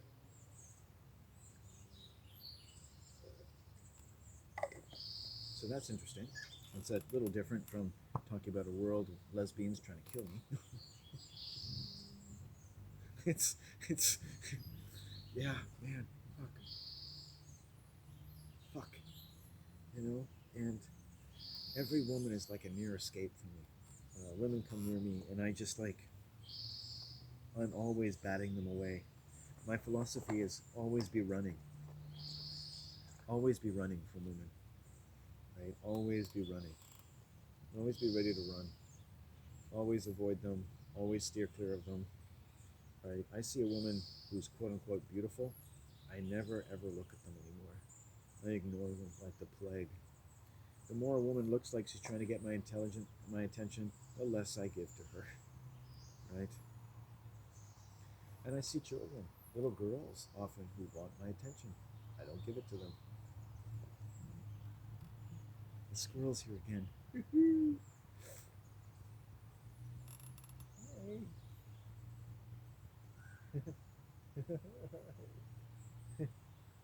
She's here again. That's so great. She was here yesterday. And then after she left, that's when the boys came. So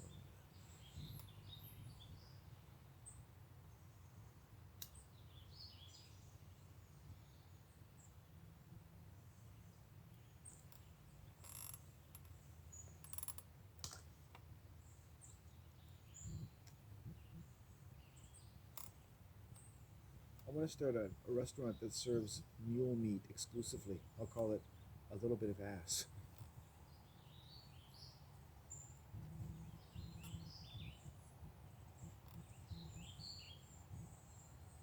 So thanks for listening. Welcome. That's been my introduction. 5 hours of video.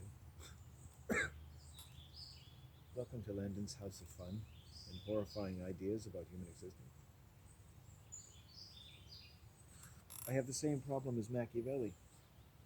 You see, Machiavelli said there are two kinds of people in this world. And he wasn't trying to be rude, he said it. And nor am I. People who want to see the world the way it is, and people who don't. Now, understand that the people who often see the world the way it is, right, are a lot of the people that are really good at exploiting the way the world works, accidentally or incidentally or purposefully or all combined. In other words, to see the world for the way it is could be seen as something that is imperative to actually succeeding in the world. The average American sending their son to Afghanistan would say, we're doing this because we see the world the way it is. This is just the reality of the world. But that's actually not very close to the reality of the world. It's about as close to the reality of the world.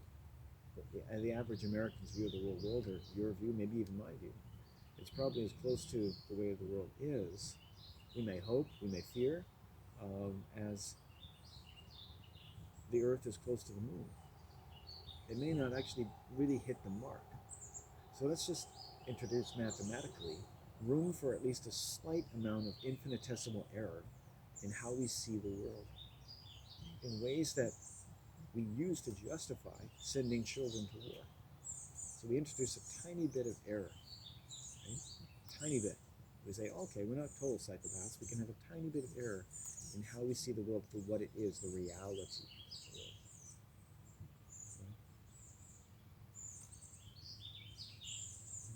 Right? Hi. What a cute animal. God, I like her even better today.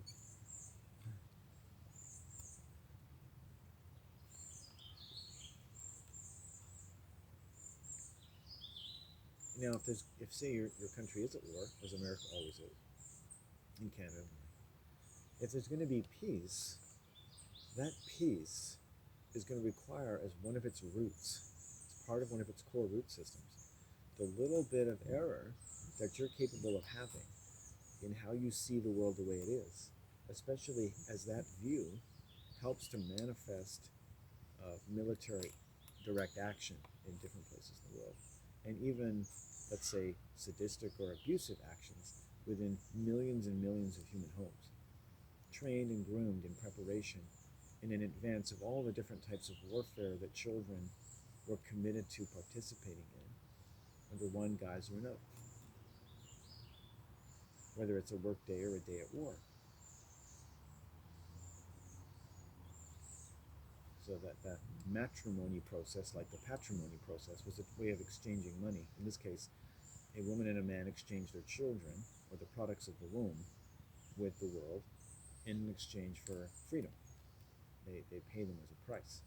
That's what matrimony is. It's actually an elaborate way of giving your children as a price to the world.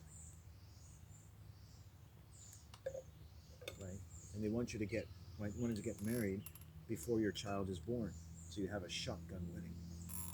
Like, oh, I'm pregnant. I have to get married, right?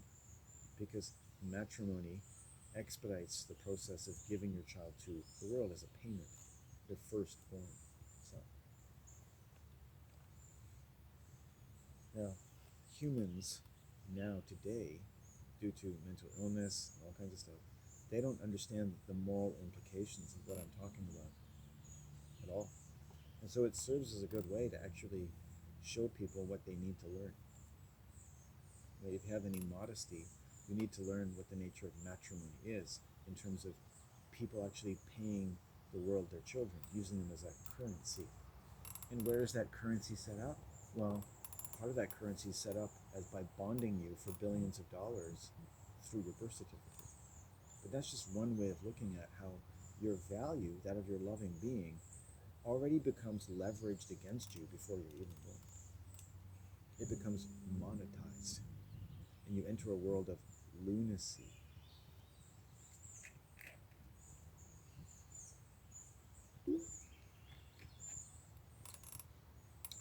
My mom's so proud of paying her creditors. Both my parents were addicted to having intimate relationships with creditors.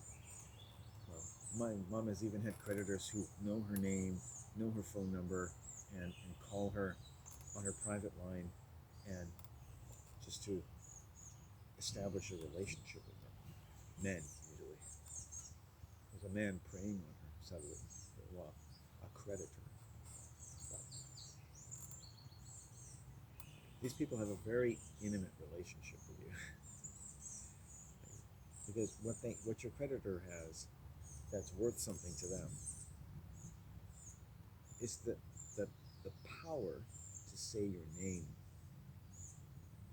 Right? My name's Len and James. They have the power of your name. It's not in God's name, right? The name of God. It's your name. Your name is where they get all the power, because all the power is in your name, and you should hope that it's actually even deeper than the name they're using. So a creditor says your name. They don't say your name the way the most loving person says your name, right? Jesus in the Bible calls your name when you come out. Right? When your name is called, when you were born, your name was called forth, and your name was the name of love. And you gave the world that love. Now that love became biological, psychological, but social, financial, magical, and religious and military reasons, became represented in different ways by other people who executed upon you a type of society that treated you like the trustee of your love and held your love against you, and gained the ability to prosecute you and get under your skin and get you to confess to actually not being loving enough and not being good enough and not giving the world more, even though you'd given it everything just by being born. And that everything you showed instinctually that was wrong about how you're being treated was wrong or sick about you, and never ever recommended the people around you actually weren't honoring the love that you brought into their lives in terms of its value. And so you became slowly monetized, and the world leveraged its electrical and religious and monetary systems against your love, so that you'd be working against it all the time. And this is in the nature of patrimony, alimony, and matrimony.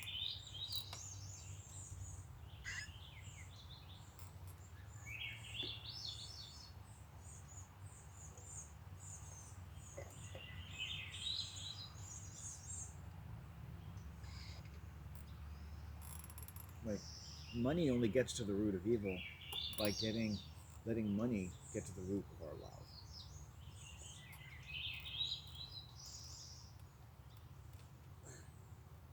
And so mothers that are married are actually paying as a tribute to the system their children. So no wonder women become increasingly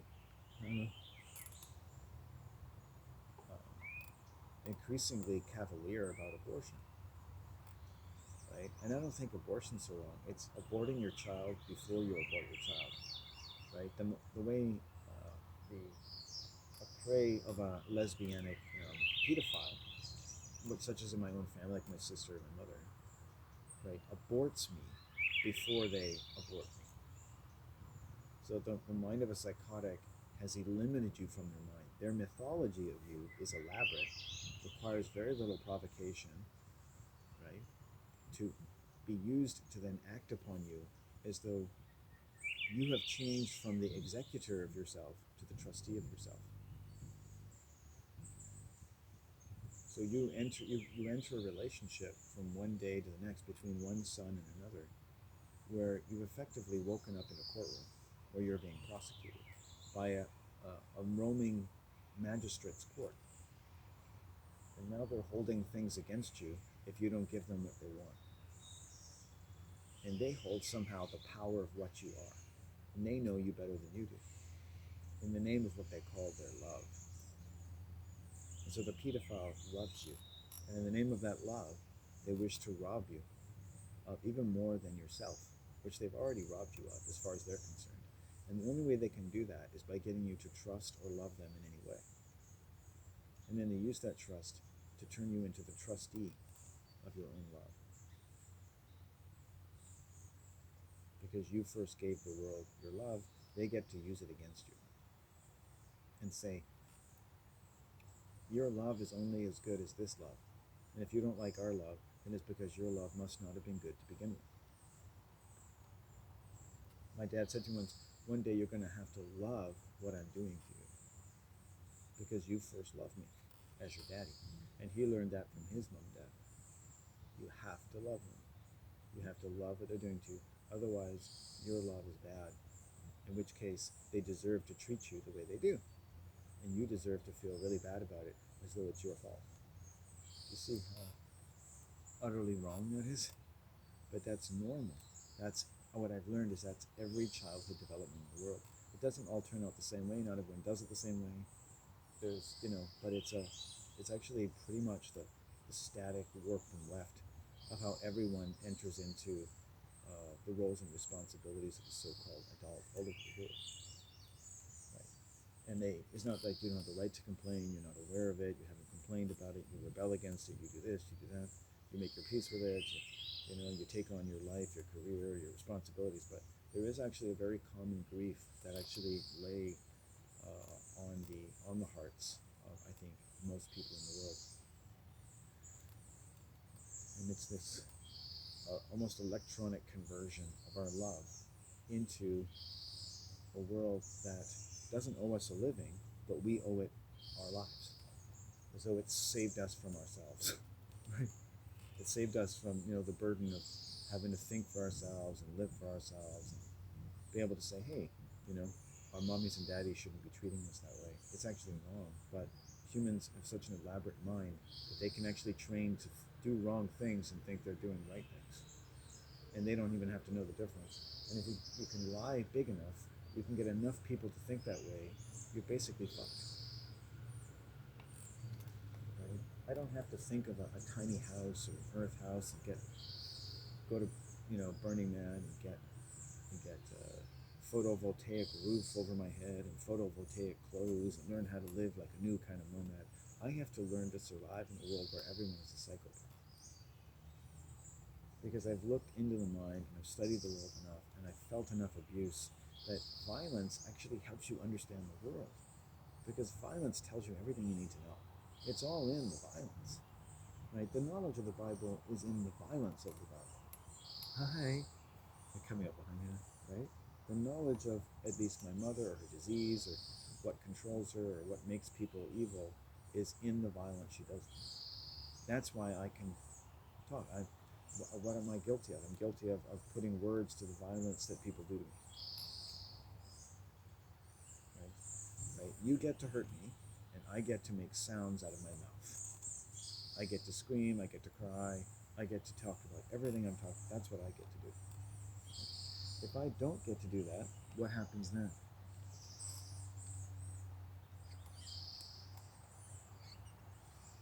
What would I do?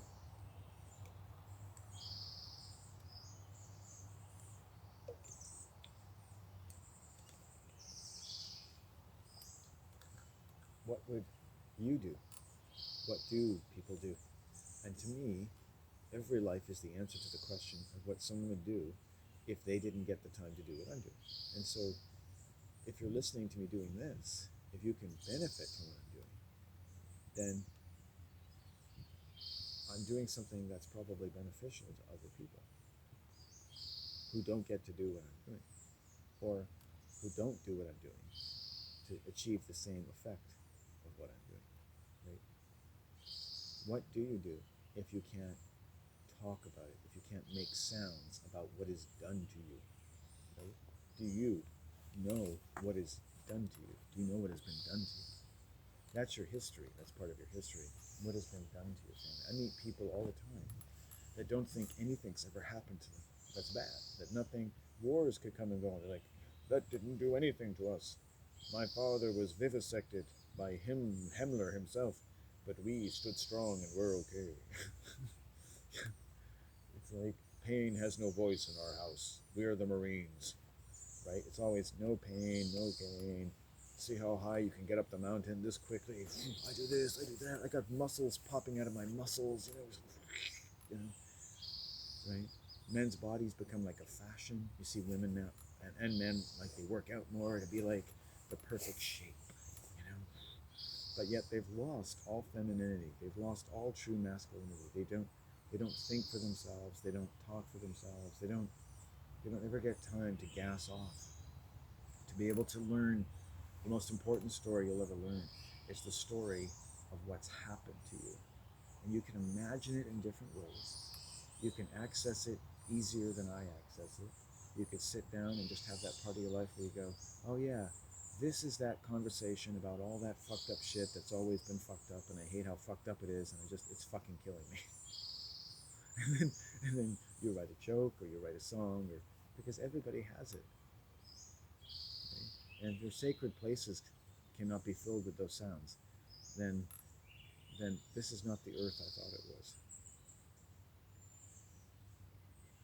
Scream, make the sounds. You don't think I don't a little bit distrust every sound I make as I make it? Like, would it be easier at any point just to say, I'm crazy? These sounds have no relation to reality. My mind, my intelligence, my life does not touch anything near reality. Most of the people I'm talking about have a much higher grip on reality than I ever will. And I should have thanked them for the effort that they took to disabuse me of whatever I thought I should have remained of my peace of mind or the integrity of my body or my capacity to go on living. You know, there are choices, I guess.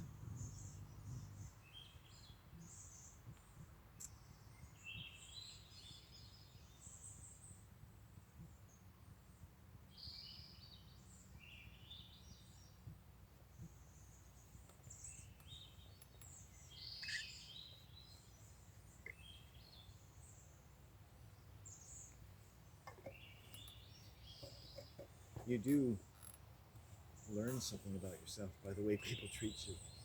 And if you're not treated nicely, unfortunately, you're going to have like a book of shadows about the kind of person I may have to be, even I don't want to be that person. Because if I listen to people's hurt and trauma, I don't really look like a very good person. If I went into a part of my brain that just listened to the way people think of me, in all the ways that they think of me, and the way they show me how their brains, their minds, their family, what they think of as their society, their world, their greatest beliefs, and their compulsions think about me, right? I would kill myself. I would think I was the worst fucking most slovenly piece of shit I've ever lived. If my children were walking around and seeing the way people treat me, they would think, what's wrong with you, Daddy? These people hate you. And I'd be like, my son, you're going to have to make up your own mind, I'm afraid. My daughter, yes, I would agree with you. It does seem like they hate me. So, you know, so, so I might not be the man I thought I was, my son, my daughter. And they'd be like, we love you anyway, Daddy. Oh, I've lost you. I've lost you already. Because the world, you'll be fine. You find yourself in a position where people aren't inclined to think very highly of you. And for any reason, it's very stressful, right? It's very stressful. So, um, and all kinds of people um, just don't, and maybe even shouldn't, think very well of me. I don't really think very highly of most people. So in a way, I can't begrudge them whatever pleasure they might have in in reciprocal fashion of disliking me. Right? Any lesbian or homosexual or pedophile watching my videos, I'm sure, has had some occasion to detest me as much as I detest them. Right? So, you know, flip this guy off. I would say, though you have me one better, you probably have the ability to ignore me because people like me aren't all around you, fucking with you all the time. So this might be the first time you've even heard a man speak to tell you about, you don't really have to listen to it. You have the leisure of ignoring me.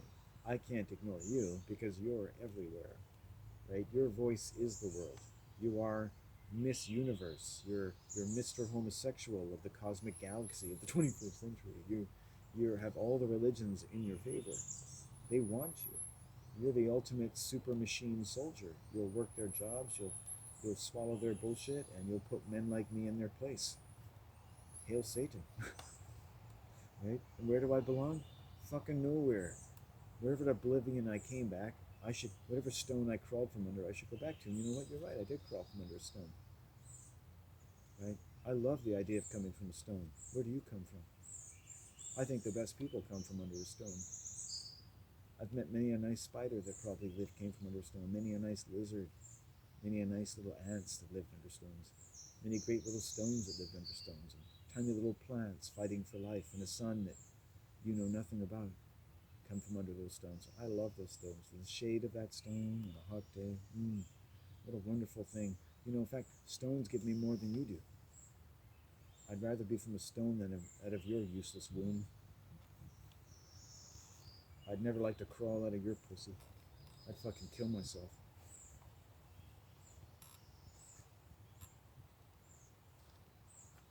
Your mother is probably 10 times worse than mine.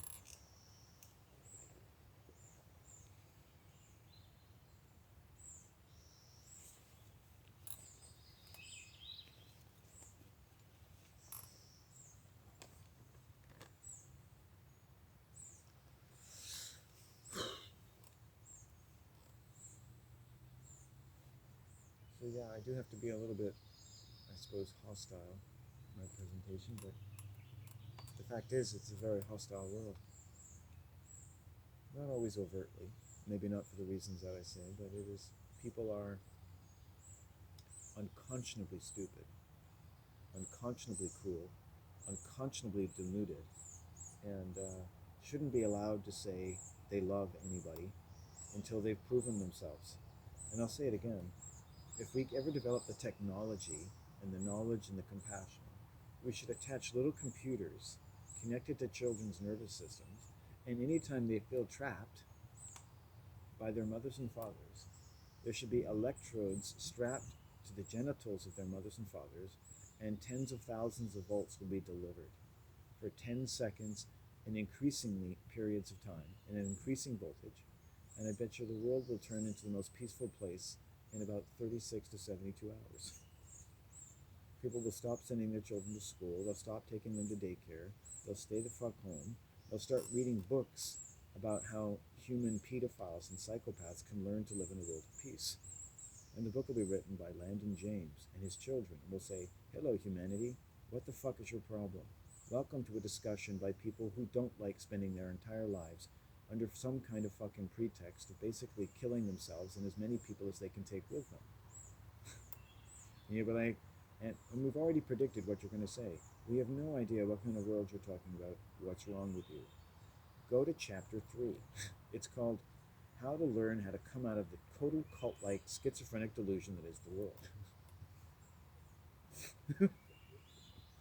It'll be like a choose your own adventure. If you can't understand a word we're saying, go to chapter 1, Learning the English Language, and Basic Skills in Logic, Reason, and Aesthetics. If you think this is a joke, go to chapter 5, How Everyone on Earth in the Future is going to be crapping their pants laughing about what you and your family think is the highest knowledge on Earth. It'll be various chapters for different people.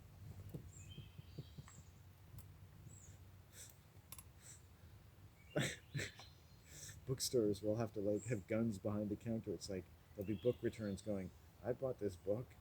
It's called Saving a Nation, And my family are very, very offended. They can't believe this was published, and we just want to shoot someone. Could you please tell us where the author lives? That information is not available to be disclosed, but we've anticipated you, and if you call this number, you can talk to the author. It'll be like, I'll hire somebody, like psychological bodyguard to answer the phone. It's like, you're the fucking cunt who wrote this book. You racist, misogynistic, pedophile, son of a bitch.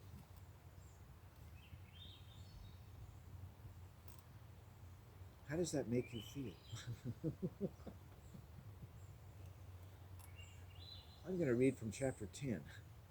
Do you have an uncontrollable rage which you like to direct at people on the least provocation? That's not me. Chapter 12b. Are you delusional about the rage which you feel the need to unleash upon anyone upon the least provocation?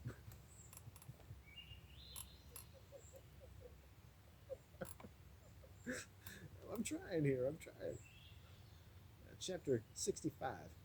Listening to the sound of the ocean after your rage has subsided and you've lost the desire to sexually molest children. Ah.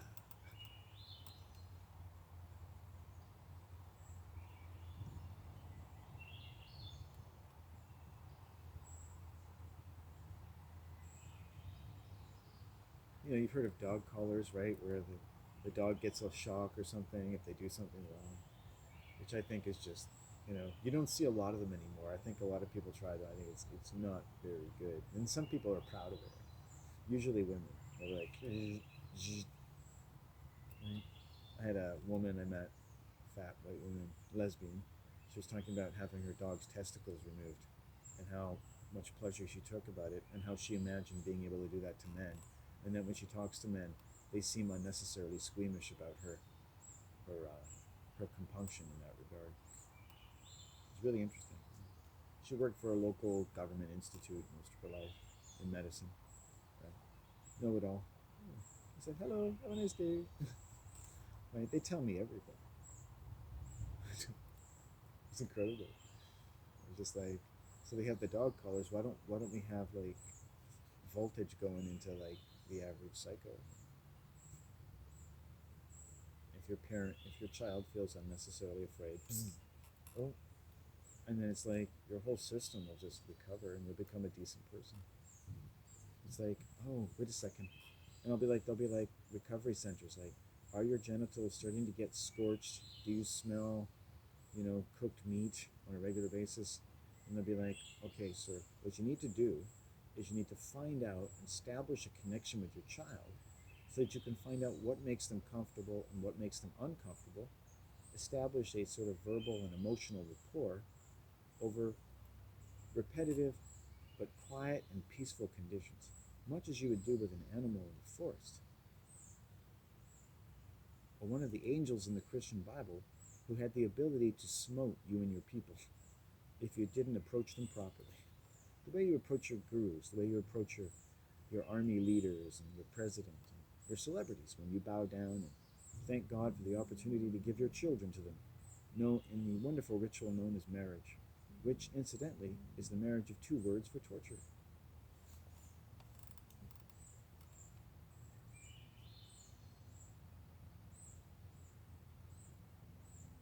I want to say to my mom all the time, like, could you please stop torturing me? Torturing my father. Like, she still tortures him in a way. And it's just like, my dad barely made it out of my family alive. I love him for that. He's a bit of a psycho himself, but I think if he wasn't such a psycho, he'd be dead. My mom would have killed him. And so, even though I've wished my dad dead at times, I'm just like, good job, Dad. I love my dad. My mom is a psychopath, and she spent most of her life trying to kill my dad as though she's the victim. And she's taught, and he and my mom taught my sister to be a pretty ravenous human being. Right? So imagine being in that family drama, watching my My brother tried to kill my mom tried to kill my brother, my sister trying to kill my mother trying to see my sister, my mother raping me. It's like, this is how they live. This is the psychic atmosphere of my mother. And yet they can go on and live their lives. They don't think anything of it. They never relax. They don't want to know. They don't want to read Machiavelli. They don't want to come away from the Christian Bible, or, you know. I think the fact that I feel guilty doing this is a sign that it's probably a good thing.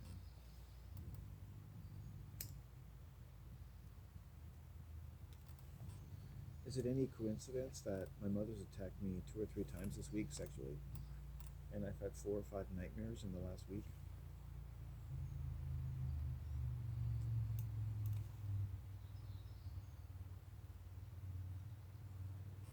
What does she think I do all day?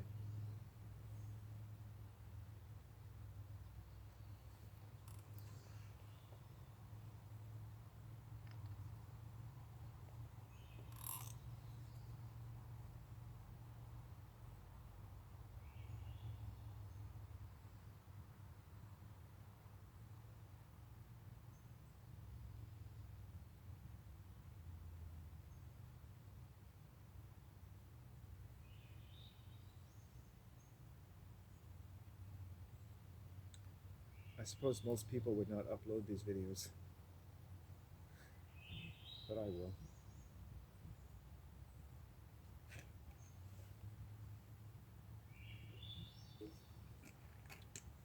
I don't fear the anger of women because I live with it every day. I fear forgetting that women are psychopaths. I fear lulling myself or allowing myself to be lulled into a false sense of security.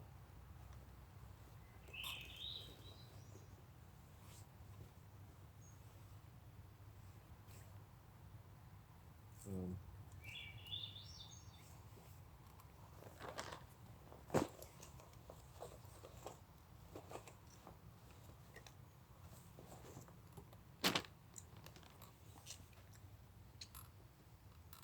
I fear being delusional and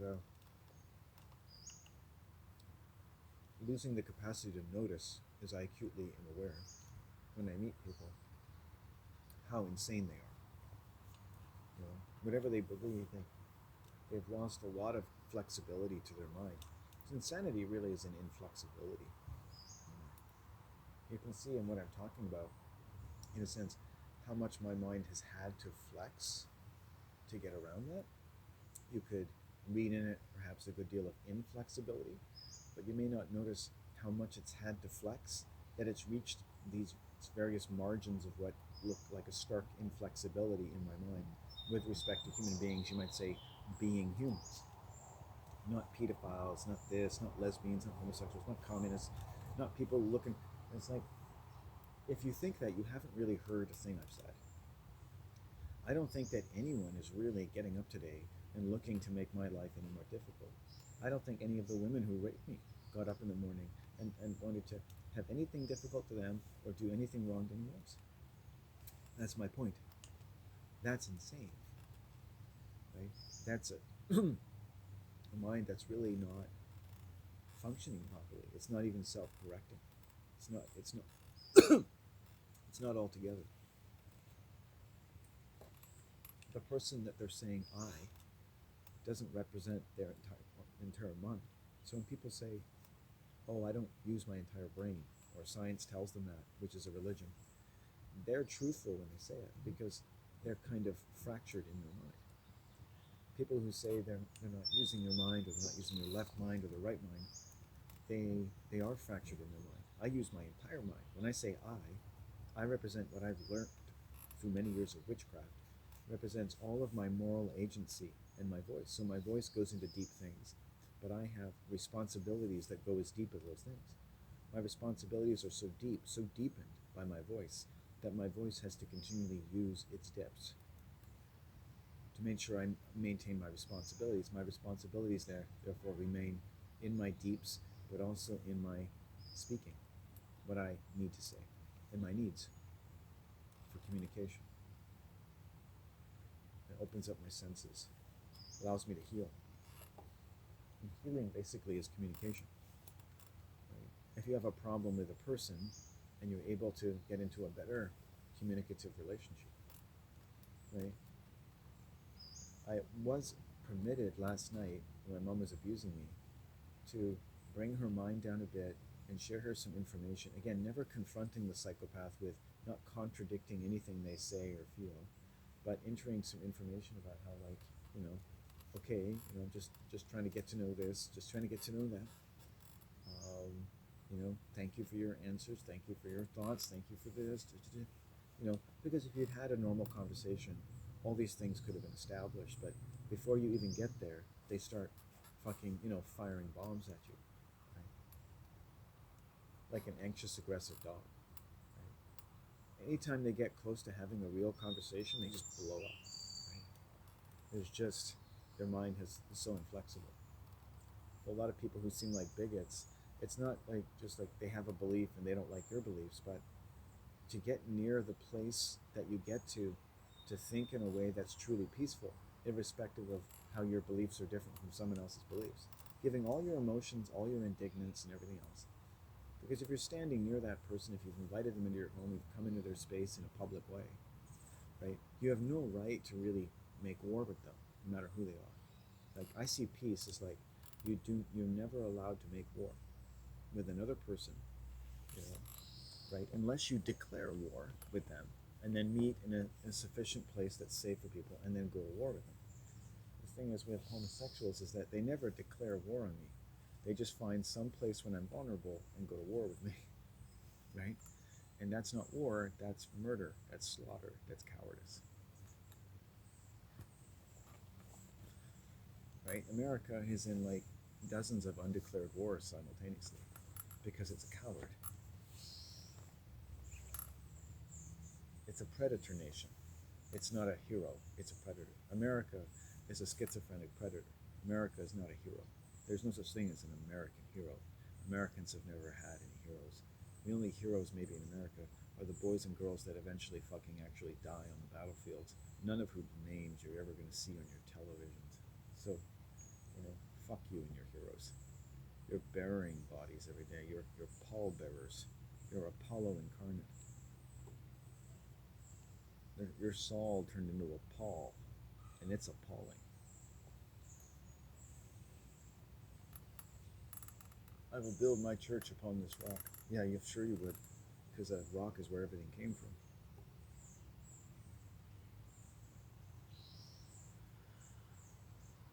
We built this city, boom, boom. We built this city on rock and roll. See, they built it on a rock. Why do we build things on rocks? Because the world comes from a rock. Rock is where everything comes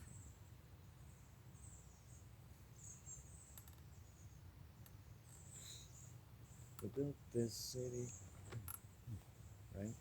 Blood from a stone. I was thinking earlier today about people like that don't live with sexual predators, and when I haven't lived with my mom, and even with other sexual predators, my physical health is so much better. My mom really can bring me down. I'm just like, fuck, I'm a pretty healthy guy. Like, man, she puts you through the paces, and like a lot of people in their lives, whatever they are, like you don't get physically attacked by someone on a regular basis. Like, life is pretty good. It's like, fuck.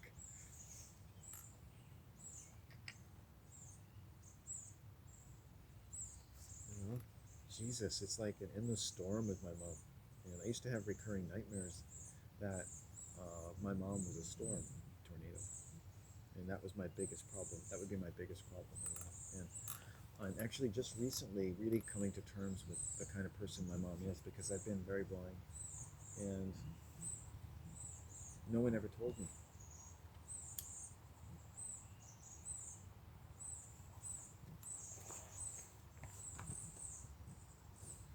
No one ever told me. I think because everyone around my mother is pretty much the same way.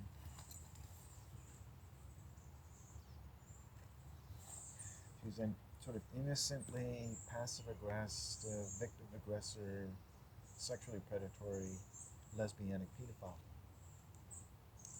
And a totally nice person who likes to enjoy her day. She's going to order a seafood platter for us tonight. She takes care of her dog. Her finances seem to be going well.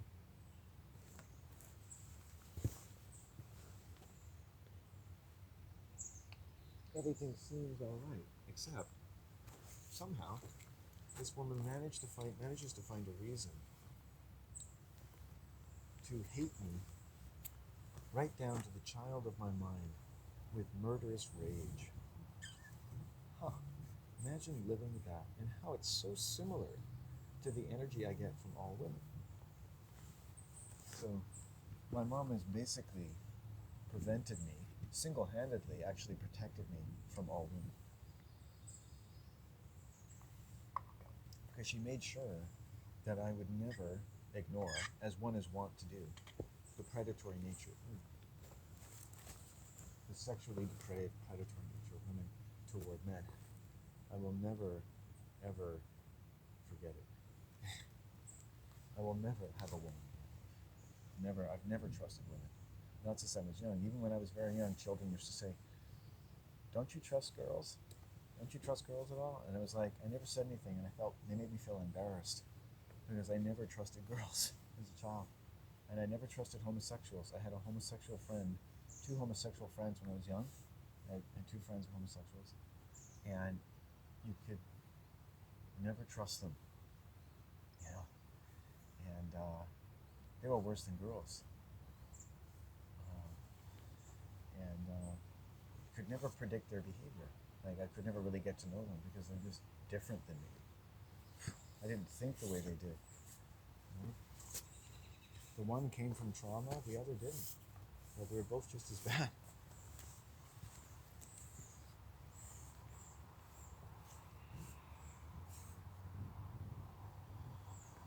You know, they talk about the 10 people you meet in heaven. It's like there's no one I want to meet in heaven, right? I want to be left alone in heaven. Heaven is like when I'm finally fucking left alone. Don't tell me somebody's gonna come up to me in heaven. It's like, fuck, that'd be hell to me. Heaven is like a place where only I can be. If you see me in heaven, leave me alone, right? If you ever see me in heaven and I'm dead, like, please, please, for the love of dear sweet fucking Jesus and his whore of a fucking mother, please, please leave me the fuck alone. I don't want to see anybody in heaven. I had enough of you on earth. Okay? Please, please, I'm going to be all by my fucking self in heaven for 40 fucking heavenly years in a kingdom of my own divides. Right? I'm just going to be sitting on lily pads and going, ribbit, ribbit, ribbit. That's all I want to do. To me, that's the most sacred sound. Ribbit, ribbit, ribbit. It's the most incredible, incredible, incredible thing. I think the only reason I liked Transcendental Meditation is because the mantra that they gave me sounds like a frog. It was like shrimp, shrimp, shrimp. I still remember. And it's like when you say this in your head, that's what Transcendental Meditation is. You say like something in your head that they tell you because they channel it from their master or whatever. And it's all part of the shtick. You say it in your head, and sure enough, like, you know, it kind of whatever feels like it's doing something, and let's face it, that's religion, right? It's like it's a placebo, and it's cool, like the way they do it. It takes a little bit of suggestion, and you get a special word, and you know, it feels like a good moment in your life for the people like me that get, you know, kind of converted into it. So my most recent, well, not my most recent, I guess, but one of my last major conversion experiences was probably learning TM, and I got out of it, by the way. So, but you know, it wasn't the TM that was really so bad; it was the people. And it's like that's what turns me off. It's the people. I was like, I know something's wrong because of the people, and all the other TM people are so fucking crazy. They're just criminal, right? So just like clearly, like, you know, like the qigong. Like Felicity did TM for like 20 years. She's done qigong for like 20 years, and she's out of her fucking mind. You know, she's a perfectly nice person, perfectly out of her fucking mind for all the right fucking reasons, doing all the right fucking things to be the best kind of person she's supposed to be, and of course, you know, she should be left alone and nobody should fucking bother her. Blah blah blah blah. But it's just like it is. If I seem a little frustrated, it's because, you know, it is very hard to wrap your mind around the type of things that people like Felicity Kelly are capable of. And it's not good. It's not good. It's like it doesn't leave you feeling like there's anything good about this. Like everything she does is good, and everything she says is good, and everything she believes is good, but it ain't that good.